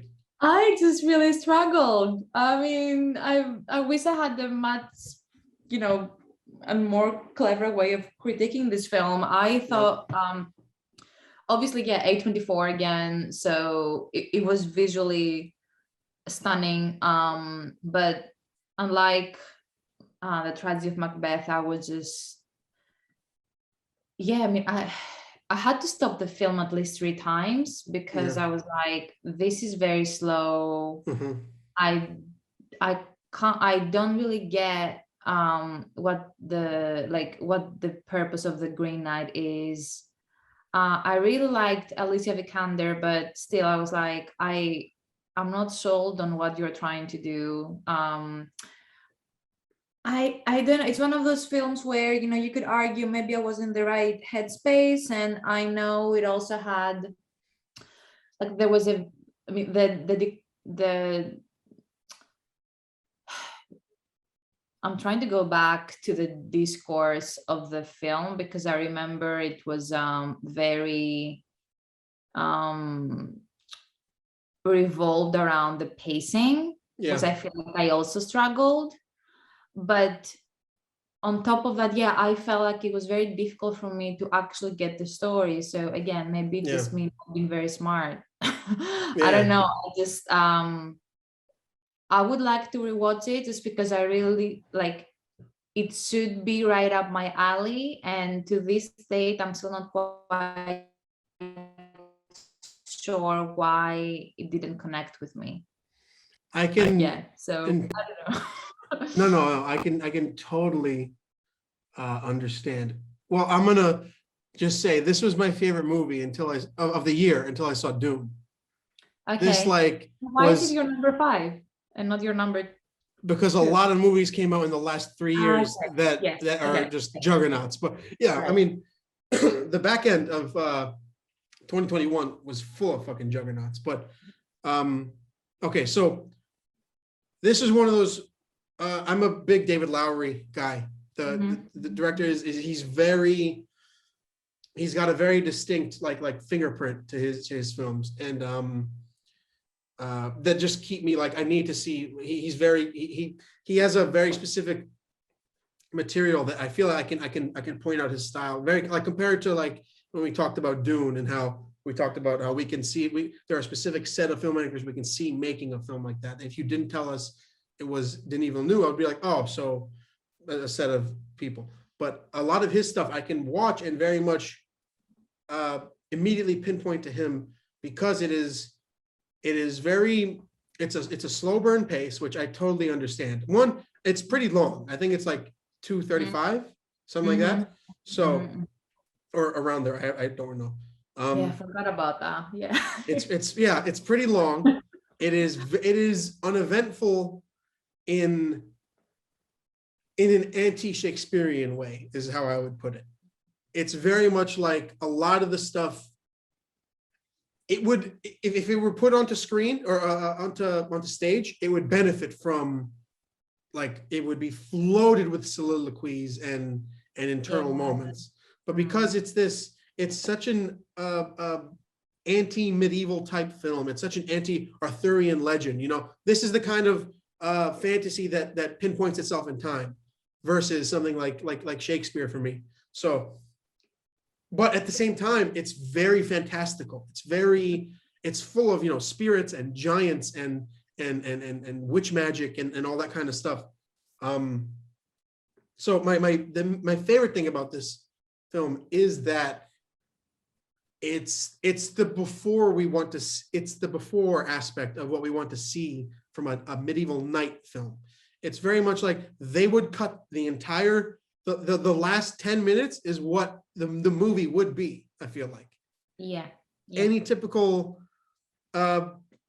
film, a medieval knight film would be that last 10 minutes where, you know, he becomes king and he has a son and his son dies in battle and then his kingdom is sacked. And it's very similar to Macbeth in that he has that it's that level of like the classic ideas of like, oh, he got what he wanted, it didn't fulfill him, and then all that.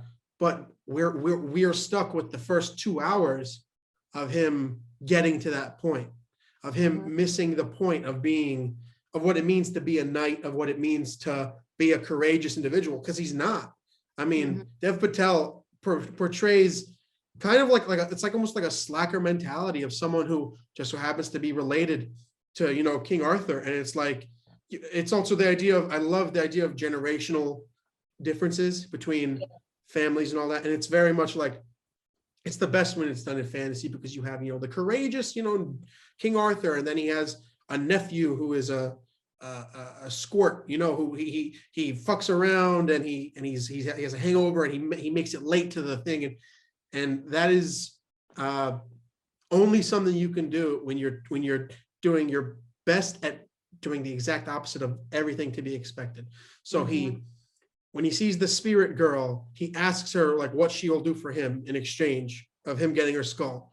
It's so unknight-like. He wants nothing more than to be a knight, and yet who he is not a knight. He is not that person who will be like, who will immediately like lay down their life for someone. It's very exchange worthy. What's his? I forgot his name. He plays the trickster who tricks him and ambushes him in the woods, who is in Eternals. He sees someone like, he sees like basically a beggar going through the pockets of people on this battlefield, and he doesn't involve himself. That's something that the character, that like the being of the knight would do in anything.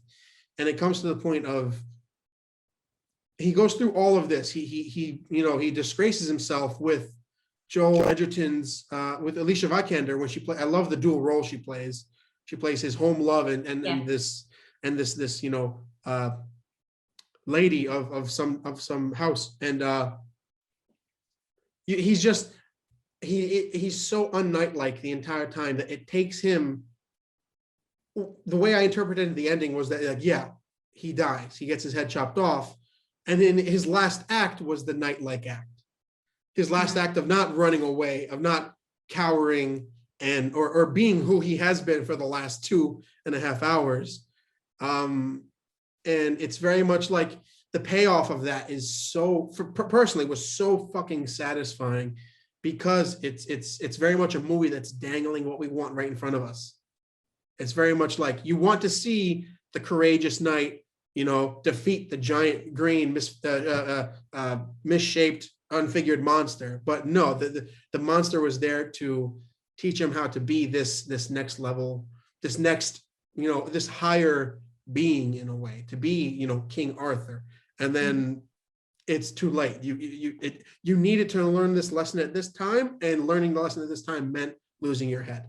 And I mean, how do I forget his fucking name? He's in everything.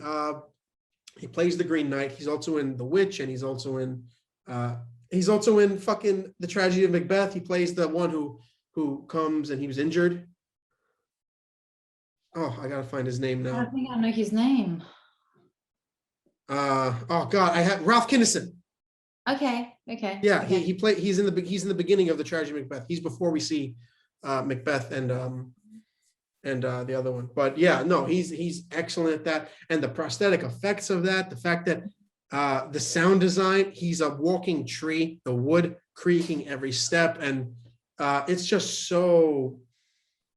I was very excited after seeing this movie, because it was like, I'm very much I love medieval fantasy. It's one of my favorite types of films, but something purposely diverting from that while containing those same fantastical elements, and then at the last second being like, this is what was supposed to happen, and then boom, they cut his fucking head off, which is, I'm going to assume that's how it ends. But yeah, no, this one really like delivered on every account for me. And I totally get it. Like, it takes a while.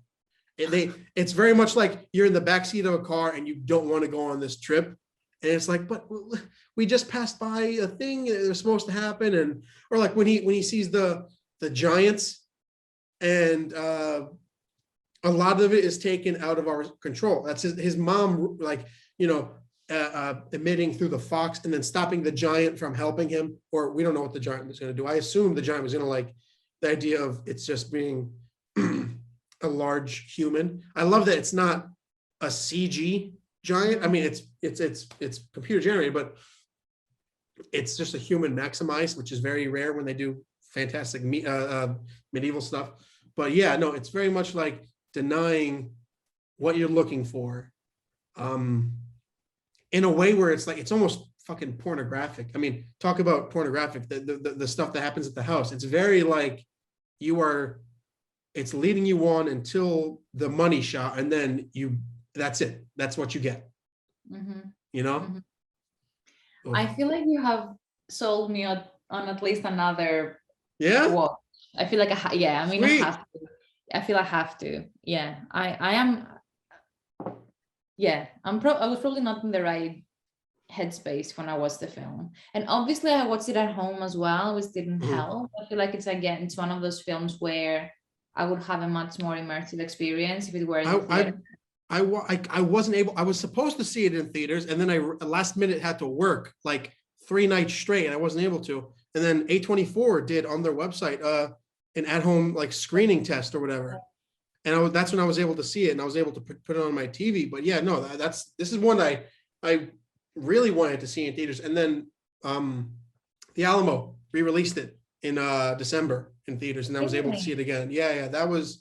Wow. It's definitely it's like the anti-epic almost. It's very much like I can see another director that makes these giant grand scale films. And it's almost like they purposely took a left at every right turn that those people made. And this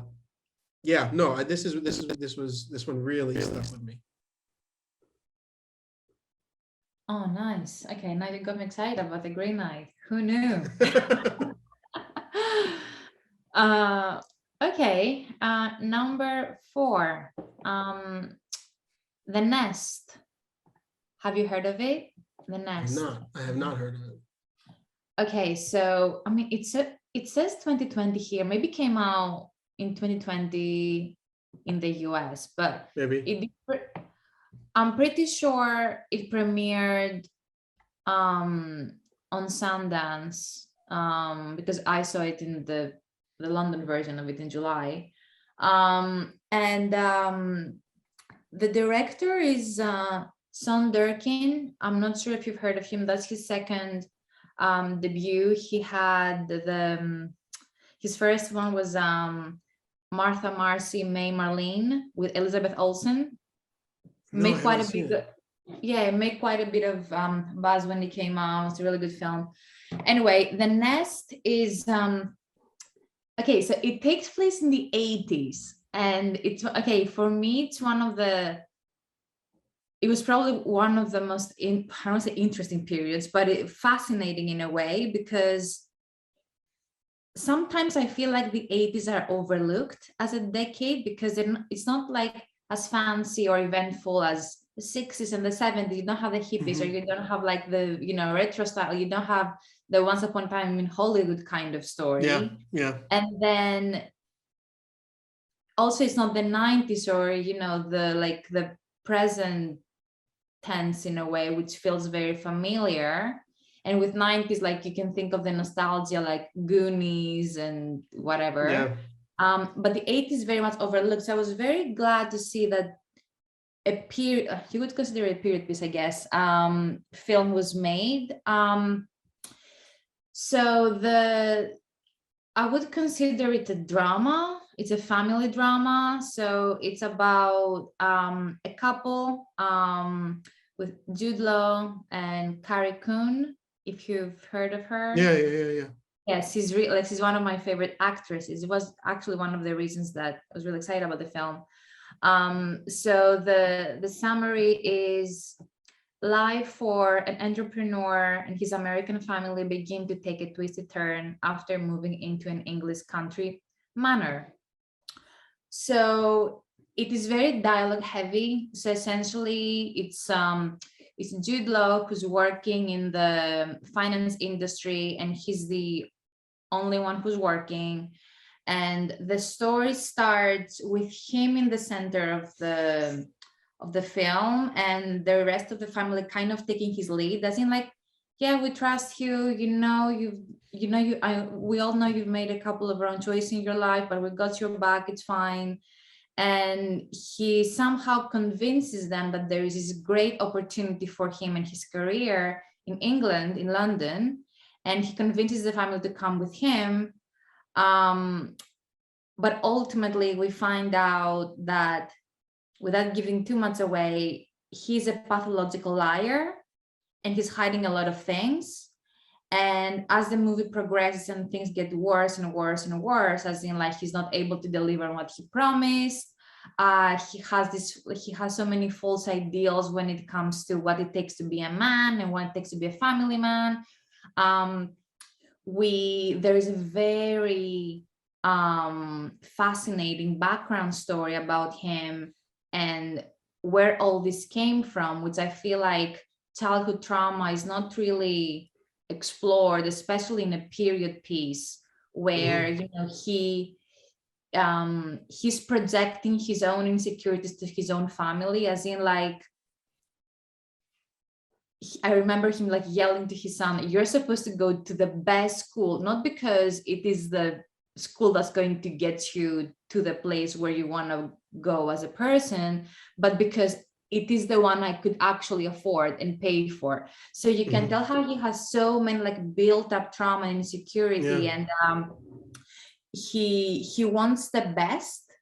He wants the most expensive. He over exaggerated when he goes out with his friends. He tells all those stories about how he knows all these people. It just, it's just basically an incredible profile of pathological liar, which I thought was so well done. And Jude Law is incredible in that film. And then as the film progresses, essentially, you can see how the wife, which is Carrie Coon's character, gets more and more of agency, I would say, where she's like, at some point, she's over everything, and she turns into almost like a Lady Macbeth kind of character, where she's like, I'm done with your bullshit, I'm over it. And she's fucking up his own life in very specific ways. So it's a very toxic relationship dynamic. It's not as hard-hitting or heavy as Malcolm and Marie by any chance, but I love the story of, here's what happens behind closed doors and here's what everyone else sees.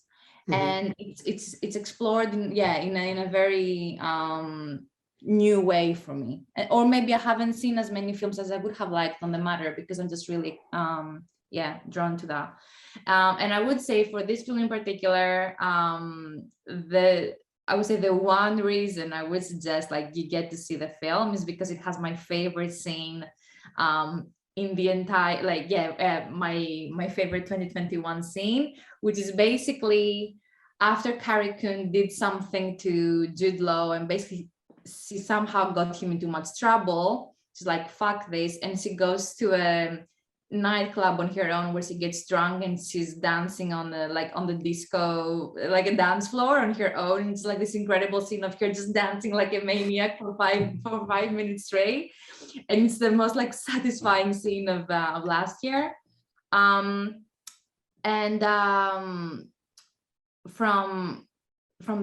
a filmmaking perspective, I would say the biggest thing for me was how, and you touched on that with The Last Duel, but I'm assuming it's very hard to get the atmosphere of a specific period right. And because the film takes place both in the US and in London, it's so fascinating to see how the 80s look different. That's in interesting. different continents, and how he's able to just communicate that visually. And it's not just through, the costumes or like, the dialogue. It's much more about the color palette which is very cold and toned down, which I feel like kind of reflects the atmosphere of that era. Mhm. I think I just think he's a very exciting director. I suggest you check out his I think it's his 2 films, and because I feel like there's much more to come. But yeah, when it comes to family drama and trauma, I'm all in. So I feel like this is why this one made my list. This idea of trauma is very interesting, and it's very much okay. Oh wow. Okay, so at one point a couple months ago, I saw 4 movies. I wanted to, because I never done it before. I went to the movie theater and I spent the entire day at the movie theater. I saw Eternals and Antlers, Last Night in Soho, and Spencer, which is coming soon. I saw them all in one day, and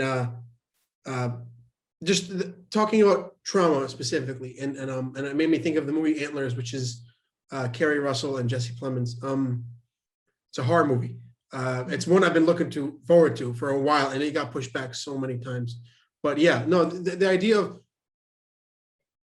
even something as like, dramatic as a horror movie, there's nothing better than I mean, this is terrible to say, but there's nothing better than like seeing someone perform in internal trauma really well. And that's whether it's like, it's in a moment where it's affecting them, where they're reliving their trauma, or they're projecting their trauma out. So like when you talked about the dad doing that with his son and all that, like that's exactly what I think about it. And that is some of the most addicting stuff for me, is when you can see specific human emotions pulled out. And very rarely I feel like traumatic experiences are performed in such a way. So this sounds really interesting, and I need to check this out. Yeah, that's a very good point, actually, because and I feel like that speaks more to Jude's capacity to perform something among. Well, I do consider him to be an incredible actor in general, but he has chosen specific roles in his life that have painted him as kind of an obnoxious character, I would say.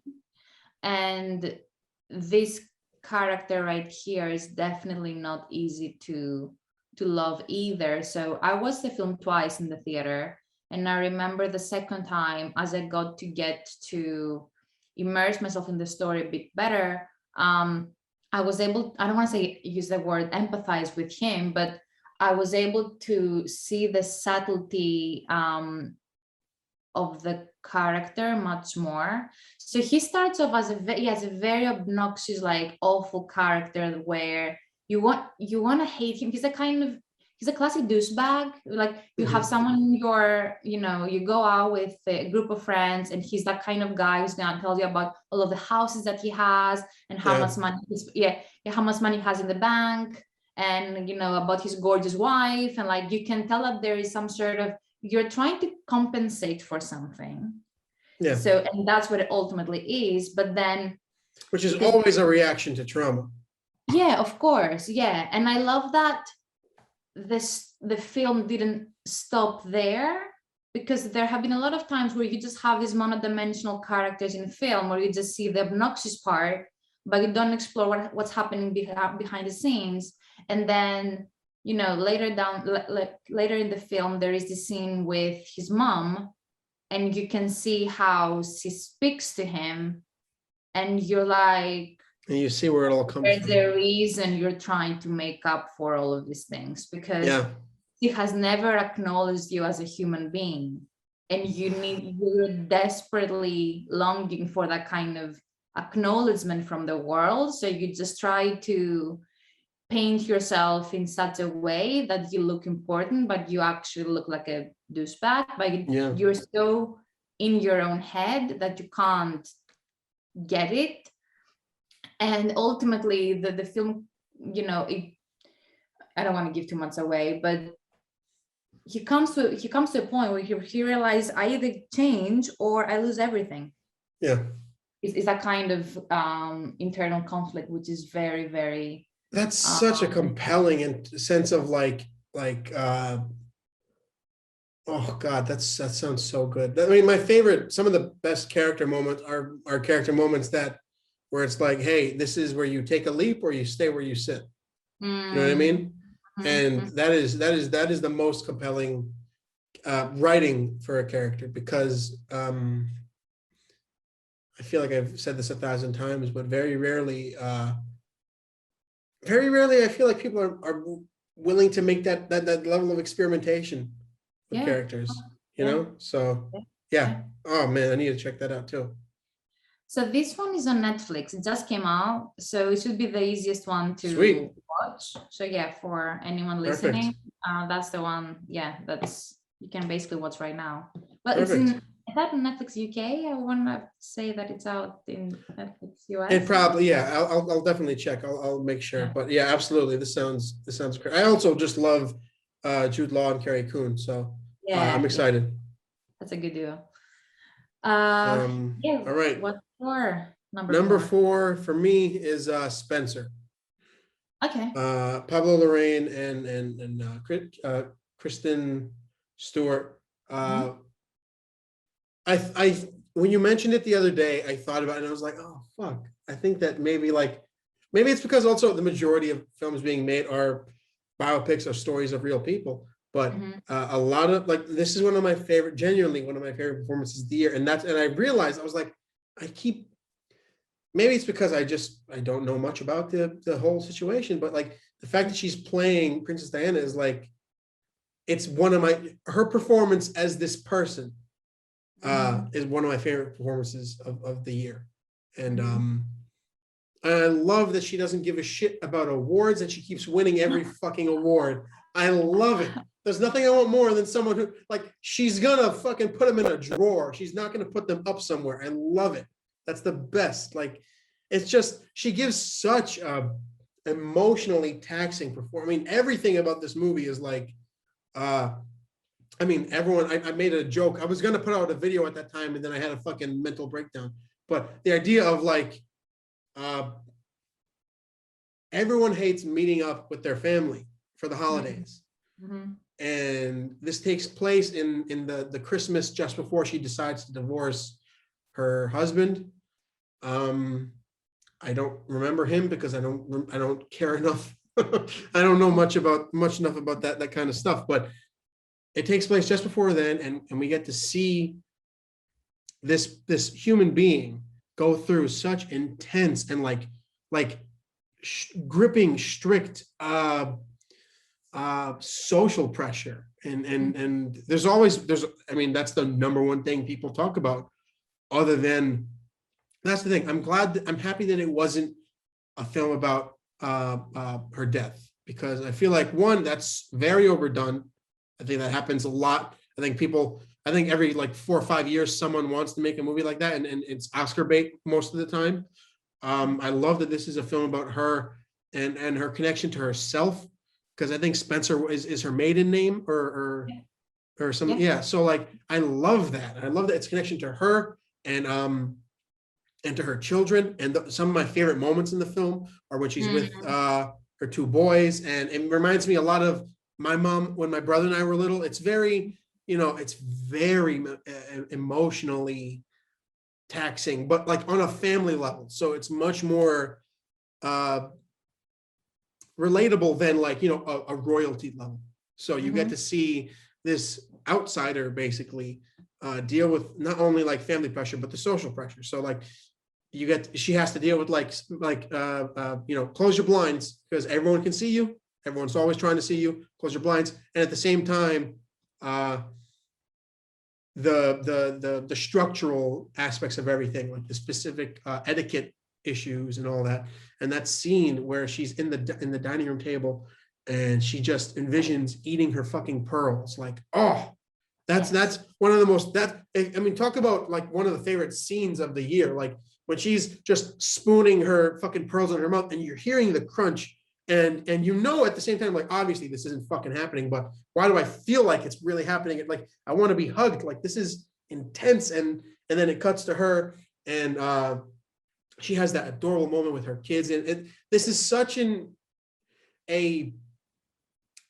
intimate movie, but on the opposite end of the spectrum of like Malcolm and Marie, where it's like that's intimate romanticism. This is intimate, like I don't even know. It's just on the other end. It's very much a inward self film. We get to see how she feels, how she's forced to be, and how she deals with everything around her. Such an excellent performance. And I mean, just like the more little minute stuff, I didn't like falter with her accent at all. Very, very often when an American does an English accent, you can always fucking tell. And I find that's hilarious more often than not when someone from the UK does an American accent, it's spot on. Like I didn't know Andrew Lincoln from The Walking Dead was from the and it's perfect. It's perfect. He sounds like he's fucking from Atlanta, Georgia. But very rarely I feel like very rarely I feel like you get that type of performance from an American actor. And especially, I feel like she had like the odds stacked against her because we all know Kristen Stewart. We all know the stuff she's done before. Everyone's always going to bring up Twilight and all that stuff. But like, one of the best performances, one of my favorite performances. The fact that everything is so driven by etiquette and social structure and hierarchy, and the internal aspects of this movie are what make it number 4. Mm-hmm. I really like Spencer too, and I really like Kristen. Even though I haven't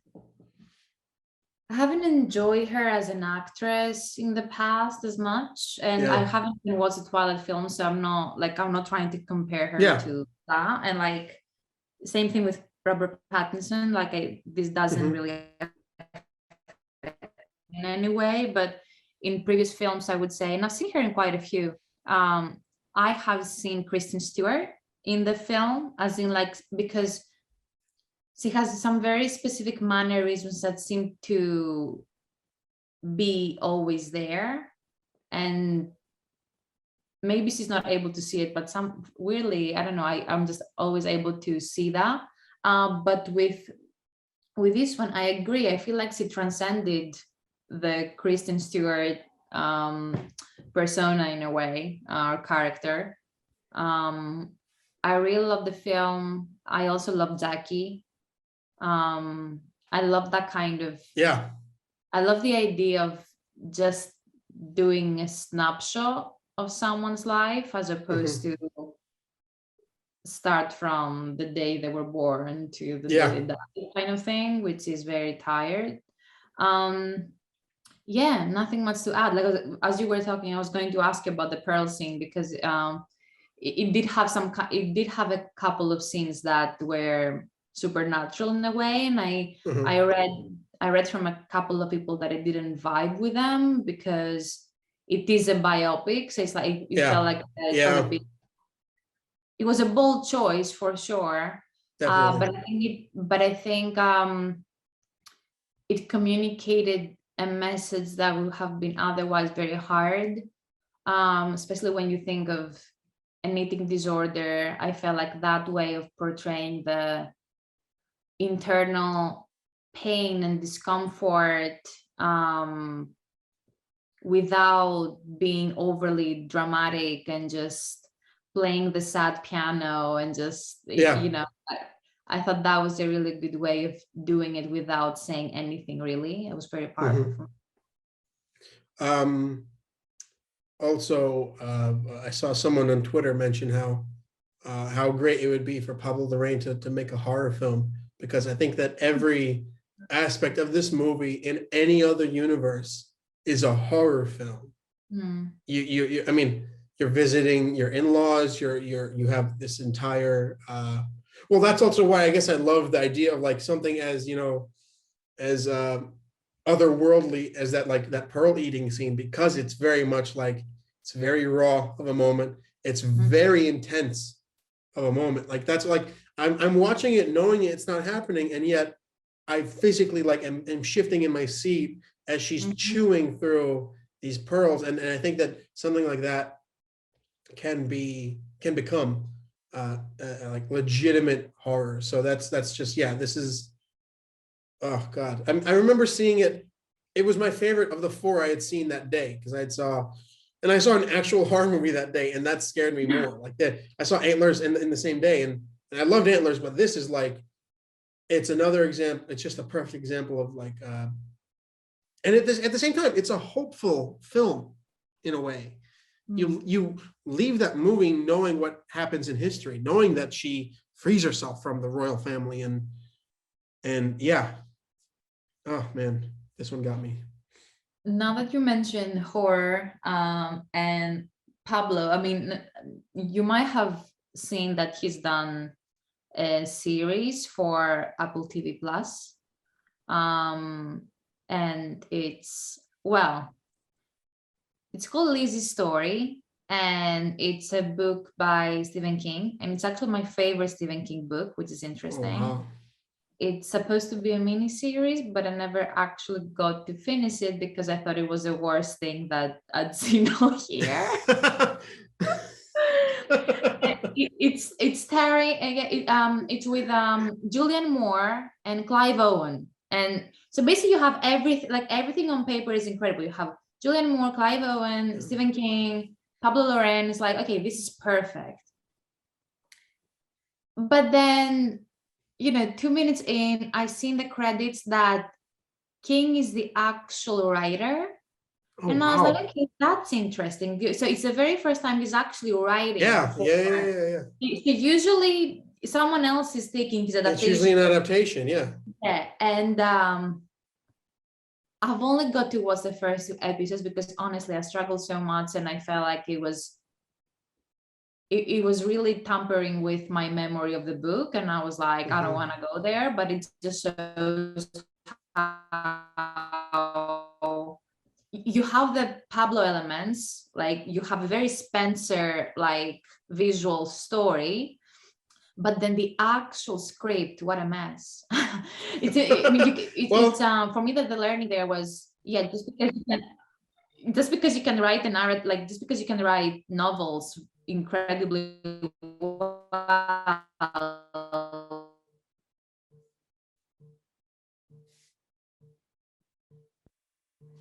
is shame. It's a shame. You can check it out. Yeah, but I'll definitely check it out. But that's something very common that happens when you have literary, people like, I'm not gonna say masterminds, but like someone like Stephen King, who has a very who is, he's putting out all this work, and he's been putting out work for years.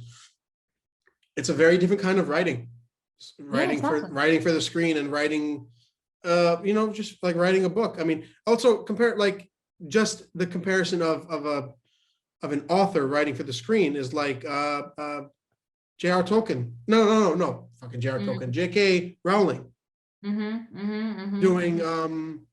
the Fantastic Beasts movies. And it's very, very similar. The idea of like, do you entirely understand what you're kind of getting into, and the fact that you have to write for visual cues, and not, a lot of the time that's missed. But yeah, I'll check it out just because I really enjoyed this direction. But yeah, absolutely. Yeah, no, check it out. But I think you'll be able to see what I'm talking about in terms of something is missing here. Okay, number 3, Belle. Yeah, just I saw the trailer for this. Yeah, when I was seeing the Tragedy of Macbeth. It looked fucking awesome. It looked interesting. I've always been an animation guy. I've always loved illustrations and wild animation. And I'm very interested to hear what you have to think about that. I would say coming out of London Film Festival, that was the film that stuck with me, and I watched so many films in a course of 2 weeks. I don't want to say I am or I'm not an animation person. I don't think I naturally lean towards them, but I'm definitely not put off by them. So I'm kind of like in the neutral ground, as in like I'm down to try. I was really intrigued by the premise just because I like the idea that supposedly it's loosely inspired by, Beauty and the Beast, even though I wasn't able to see a lot of, there was nothing there that resembled the original story. I think it's much more about how the dynamics might be a bit similar, but it feels like an original film 100%. It's not like, oh, this is the anime version of Beauty and the Beast. Not by any stretch of imagination. You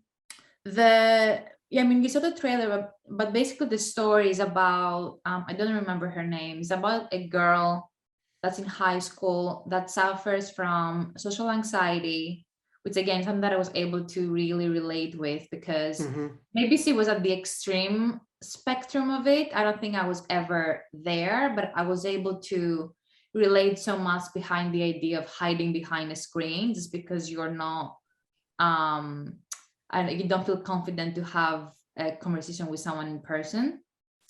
And so she takes to the metaverse world in a way. It has a name. I don't remember the name of the world. That's basically, think of it as a Fortnite, right? Where you get to have your own avatar and you get to do whatever you want. And she has an incredible voice. And she has obviously her own avatar, so she's hidden.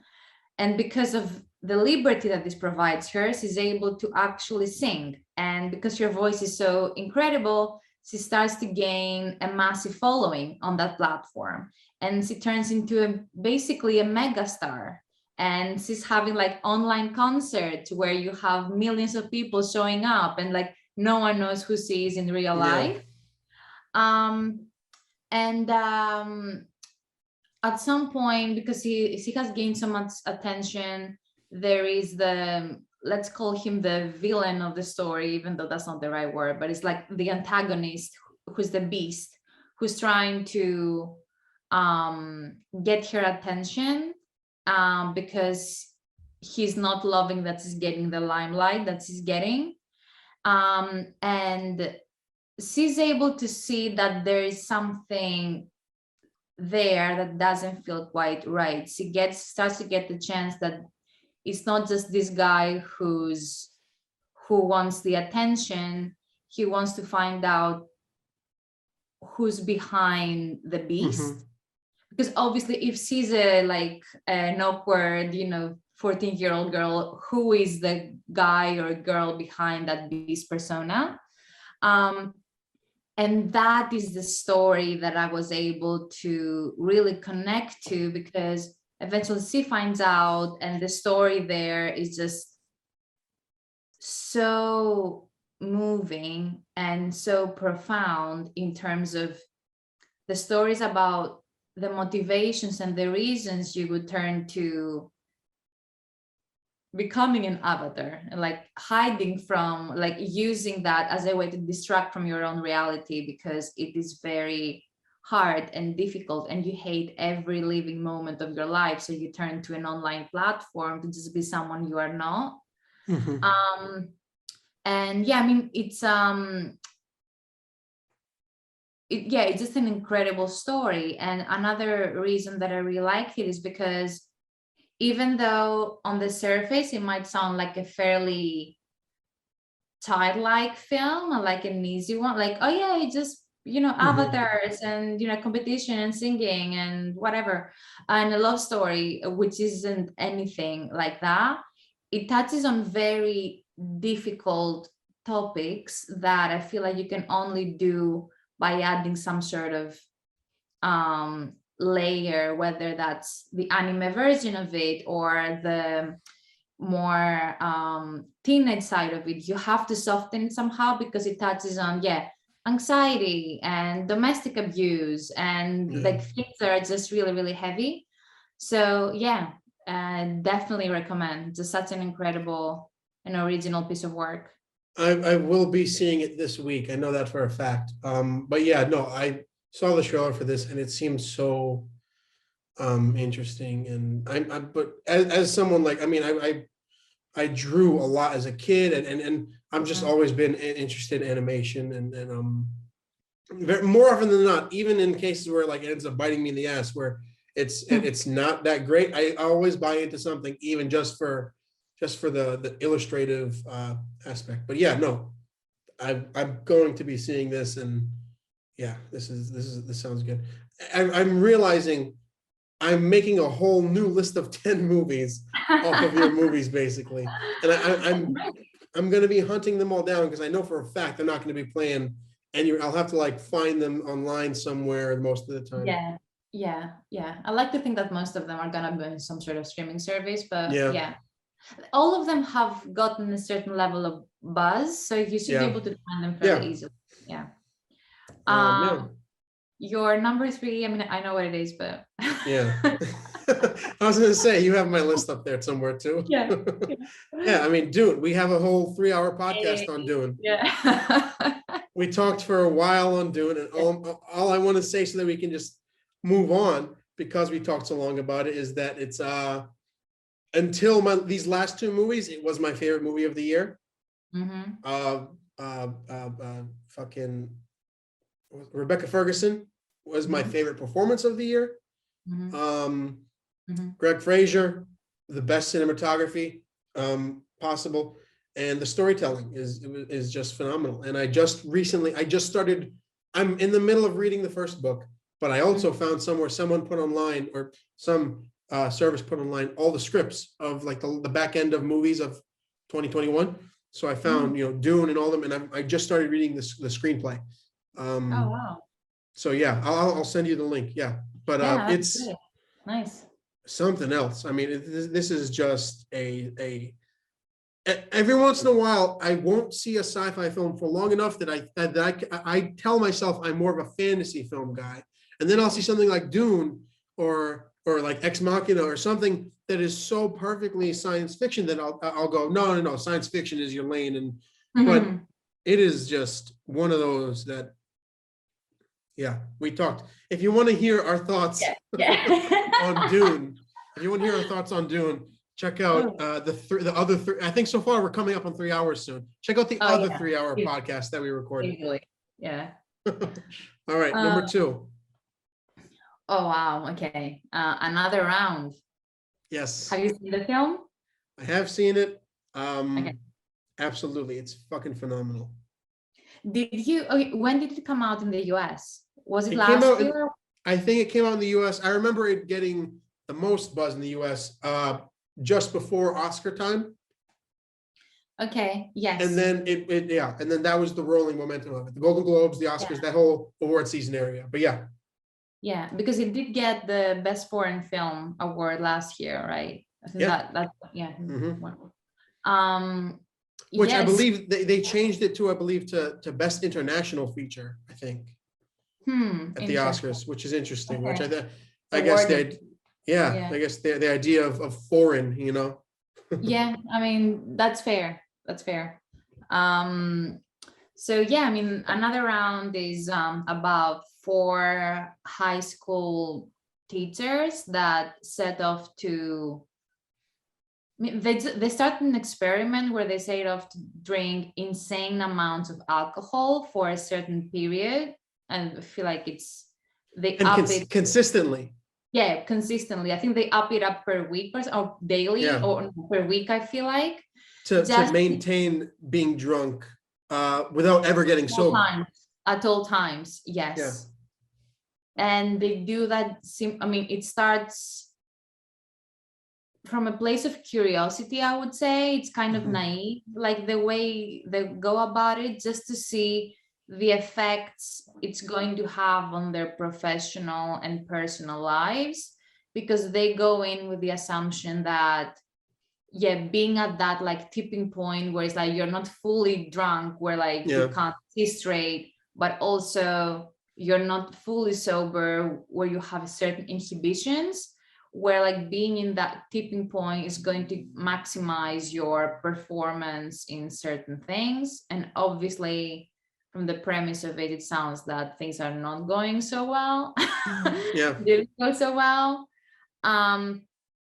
It was, for me, it's probably the most original script I've had to see on the big screen in a very long time. Mhm. I don't know when was the last time that I saw something so creative, especially when it comes to that mid-budget drama film where it's just so Mhm. easy to break the mold.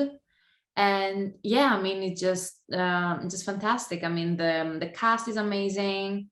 The actual implications of what they do and how this whole thing unravels, you're just on a journey with the characters throughout the duration of the film.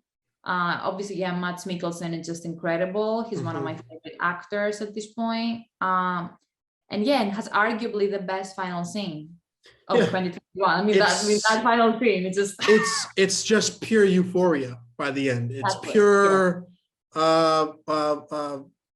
there's another word for that, but it's very much like it's a very shoulder setting final Yes. scene. It's definitely talking about one of the best scenes of the year. It's such a let go. You feel like you're there. The music is excellent. Mads' dance moves, the release of all of that, the fact that he willingly leans into the dance, and after people are kind of like, come on, get into it, and then he sits down and then boom, and it's just, yeah. Oh God. It's a release of like endorphins. Like it's such a serotonin spike because it's so like live. It's an epitome of like live for now. It's very much this moment is the moment, and it's not in like a in a cheesy way either, because that moment can be very simple and ruined in a way, but it's simple and it's euphoric. That's the best word I think I can come up with to describe it. And I'm so glad the movie ends this way, because if it had ended in a much more pessimistic tone, like if it had taken a Requiem for a Dream kind of route, where like this is what happens when you deal with substances, for example, I wouldn't have been able to revisit that film. But because of that kind of because of the way that story is told, and I don't think the final scene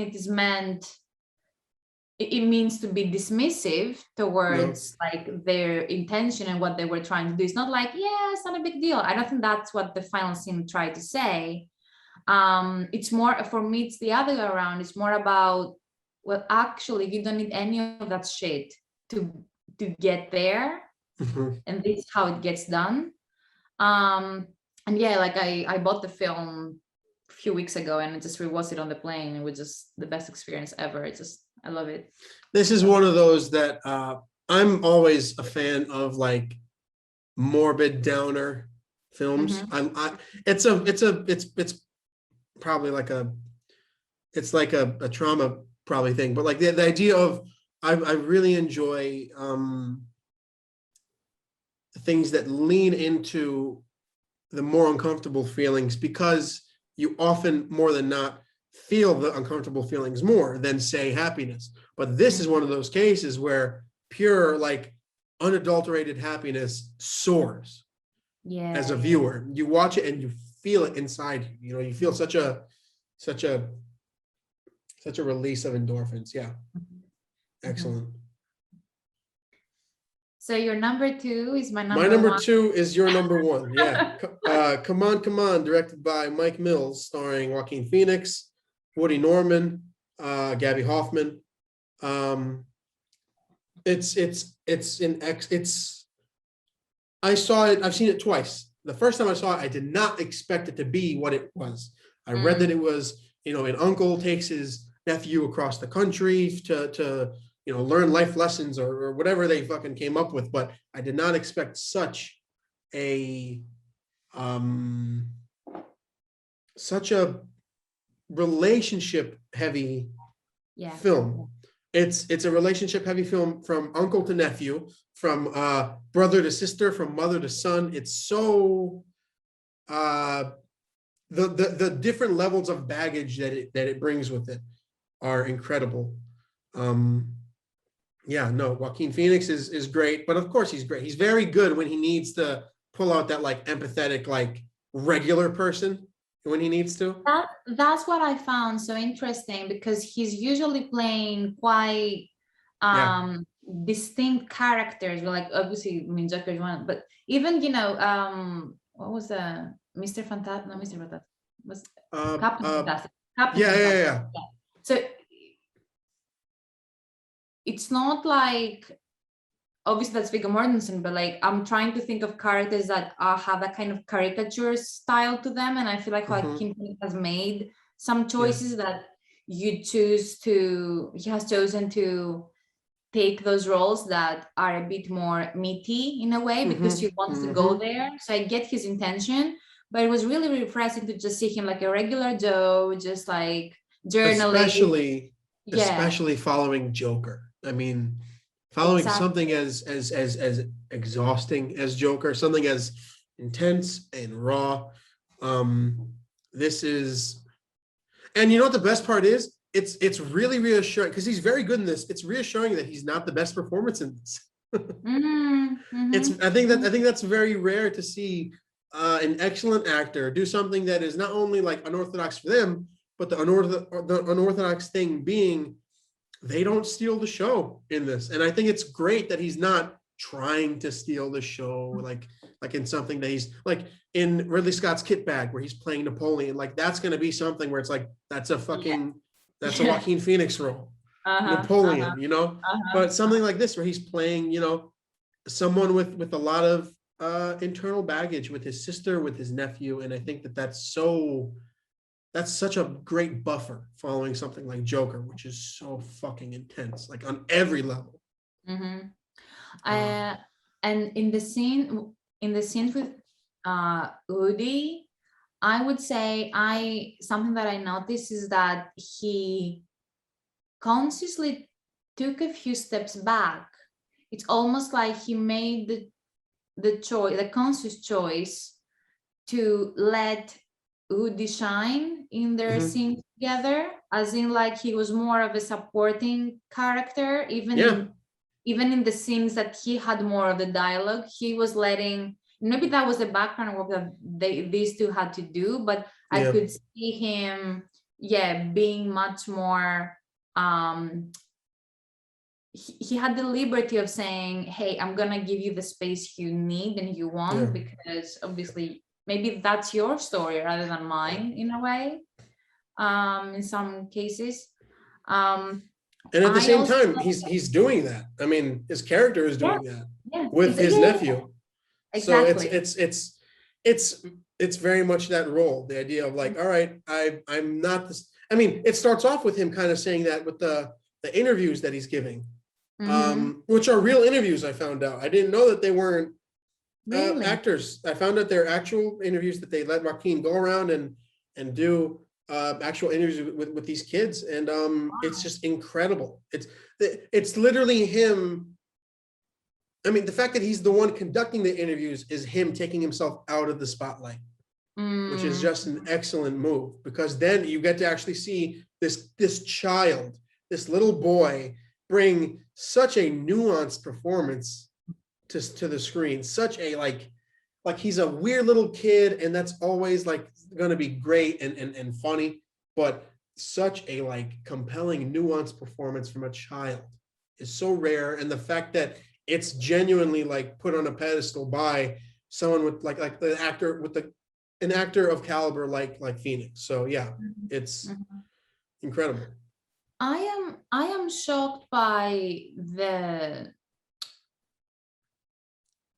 fact that there's just not much attention around his performance or the film itself. Like, Yeah. I would like someone like Woody Norman, I would definitely nominate for Best Actor.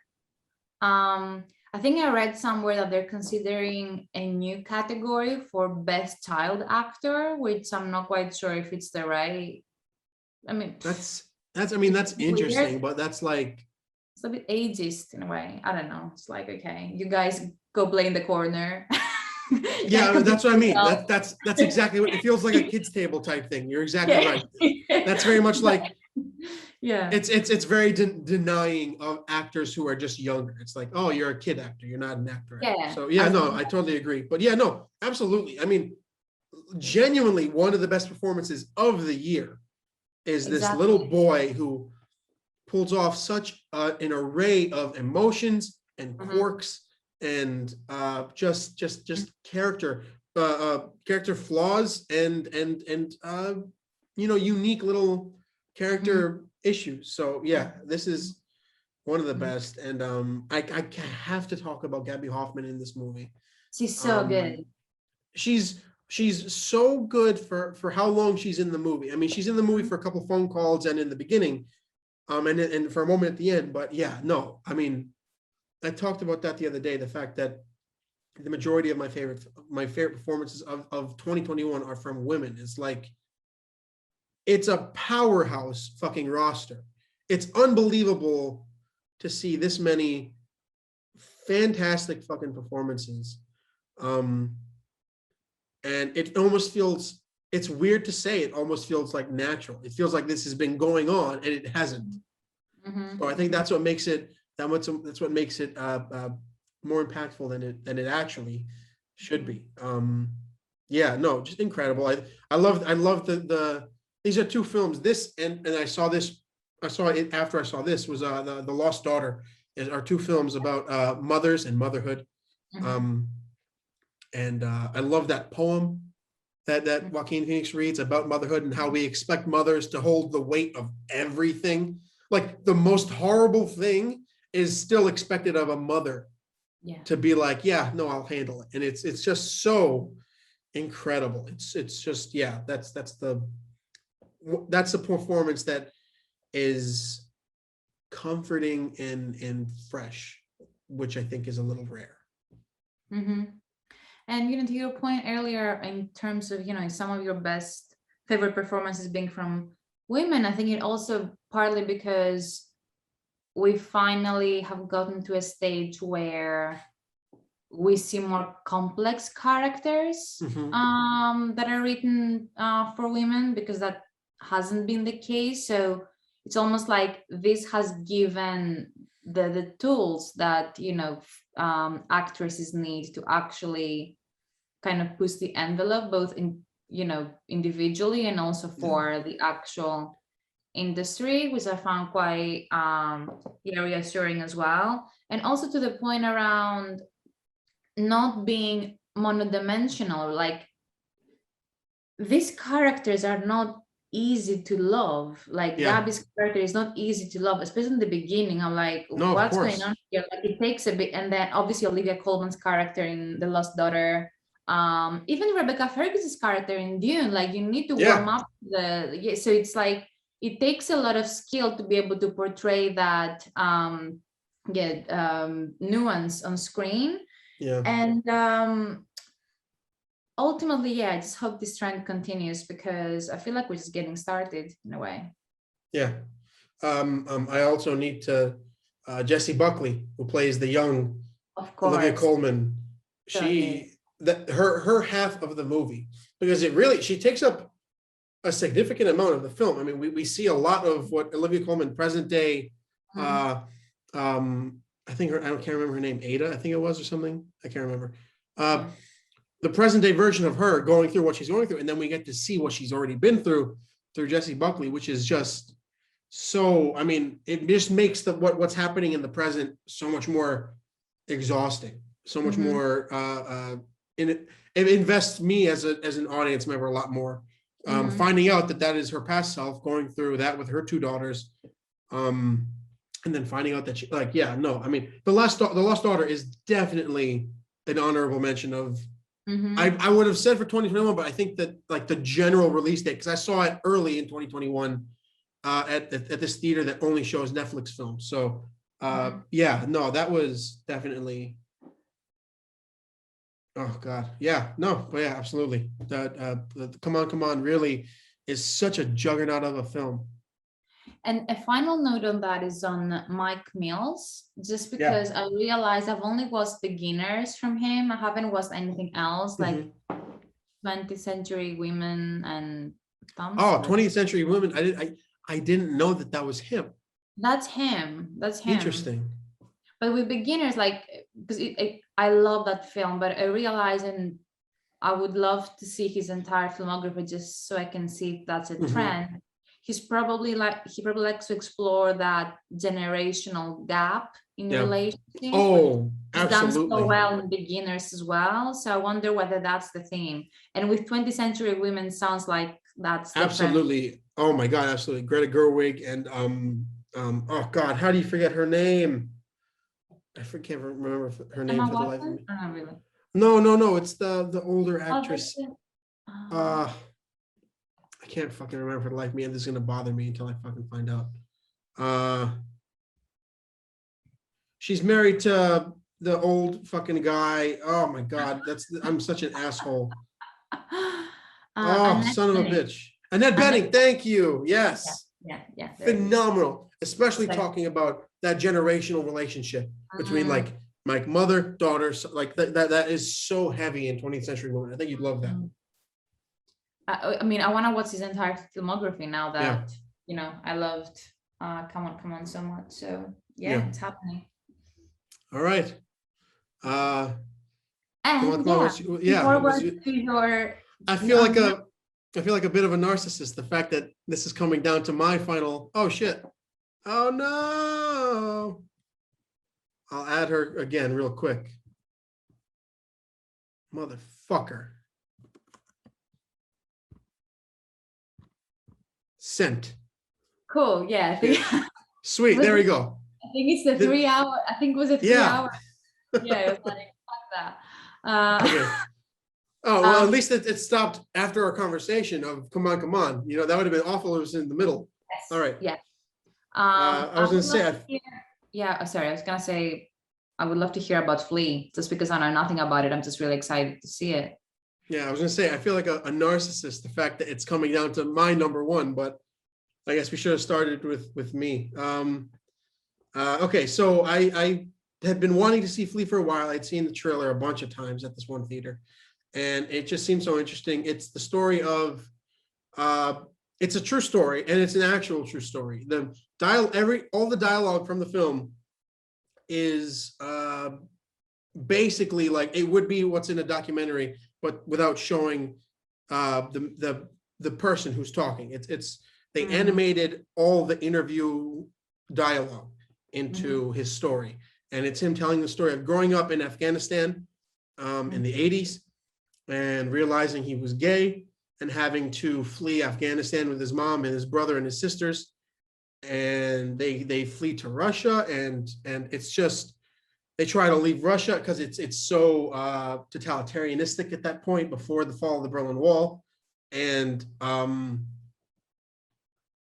oh wow, yeah, no, this is a story. This is a film that I walked out of, and this is the only reason why I love having a page with as many followers as I have. I was able to tag the director of the film and let him know that, like, hey, thank you very much for making this movie, because I walked out of this movie more appreciative of life after seeing it. I walked out of the theater going, this is a film that I'm grateful to have seen, and at the same time, it's also excellent. It's very rare that those paths cross. That, like, you find a film that it's like I'm very thankful to have heard this story to know that this story happened to someone, and to hear it from this person. All the names are changed and it's animated, which helps towards the the more fantastical elements of it, like him and his brother and his mom having to get on a boat to flee Russia, only to be sent back by Ukrainian officials, and realizing he was gay the whole time, and which is like such another. If someone were to have the ability to choose that shitstorm of a situation, like, and I imagine they wouldn't want to have to also deal at the same time figuring out your sexuality in the 80s. You know what I mean? So, yeah, directed by Jonas Poher Rasmussen, just phenomenal. It's such a moving, like I cried multiple times watching this film, and different times, like different versions of crying, where it's like, you feel so strongly. And I saw it in a very small, embarrassingly small theater. It was like the size of my room, and then the wall was the screen, and there were like an old couple and this one lady. And this is one that I was like, I'm glad no one is sitting behind me to see me react, like physically being like watching it, and then like holding myself, and like, yeah, no, this movie, like, and it's not like this is my number one is special, but like this earned a number one spot above everything, above everything else we've talked about of mine. So yeah, no, this is one that I wholeheartedly recommend. And every aspect of it, every single aspect of it is perfect. I think I read I think I saw Riz Ahmed talking about it on Twitter. I think he's a producer, right? I think so. I think he's I love where he's going, and I think he's heading down the producer route, and I feel like he's obviously very vocal, and he's very passionate about bringing those stories of like underrepresented groups to the forefront. So yeah, and it also packs so much more of a historical punch, knowing everything that happened in Afghanistan, in Kabul, the city, over the summer, and all that. Yeah, no, it's just very, it's very modern, and it's got all the those classic feelings of like looking back on someone's life in a film. But oh god, it is a punch in the fucking nose for real. And it's animated, which, I mean, I feel like more often than not, when something as compared to live action, I feel like people just in general, human beings, relate more when it comes to something animated, because it taps into that childlike version of someone's life. You know what I mean? When you look back on your life, you don't exactly see everything perfectly. And there's a great moment where he's talking about when he first realized he was gay. He was laying in his bed. He had a bunch of action movie posters around him, and he has Bloodsport with Jean-Claude Van Damme on his door. And he said he like remembers like looking at his jaw. And the interviewer who's talking with him is like, "Oh yeah, I liked Jean-Claude Van Damme too." And then the guy, and then his name in the movie is Amin, and he goes, "Yeah, I liked him for different reasons." And it's got like such, like, me and this old couple and this lady are like genuinely like, oh, like that's just fucking so sweet and so childlike. And yeah, no, this one really got me. I walked out of the theater going like, oh, this is and I saw it on the 31st, and I was a little self-conscious about placing it at number one because of the recency bias and all that. But no, the way I decided was, walking out of those other movies, how did you feel? Did they make you feel like this? No, then this is number one. Yeah, no, it's really high on my list. I'm just literally waiting to see it the first day. So, yeah. Few weeks, it's happening. Yeah, but hopefully it's gonna be before the Oscars, because I have a feeling, well, it's poised to get the at least animated film Oscar. I hope it gets documentary as well, but yeah, we'll see. Interesting, because it's in the intersection of both. So yeah, exactly. Yeah, that cool. was. Yeah, we saved cinema again. We're gonna do this. We're gonna do a talk like this a 3-hour talk every 3 months, and every single time. You don't need to thank us, everybody. 3 hours. Yeah. Nothing. Yeah. All right.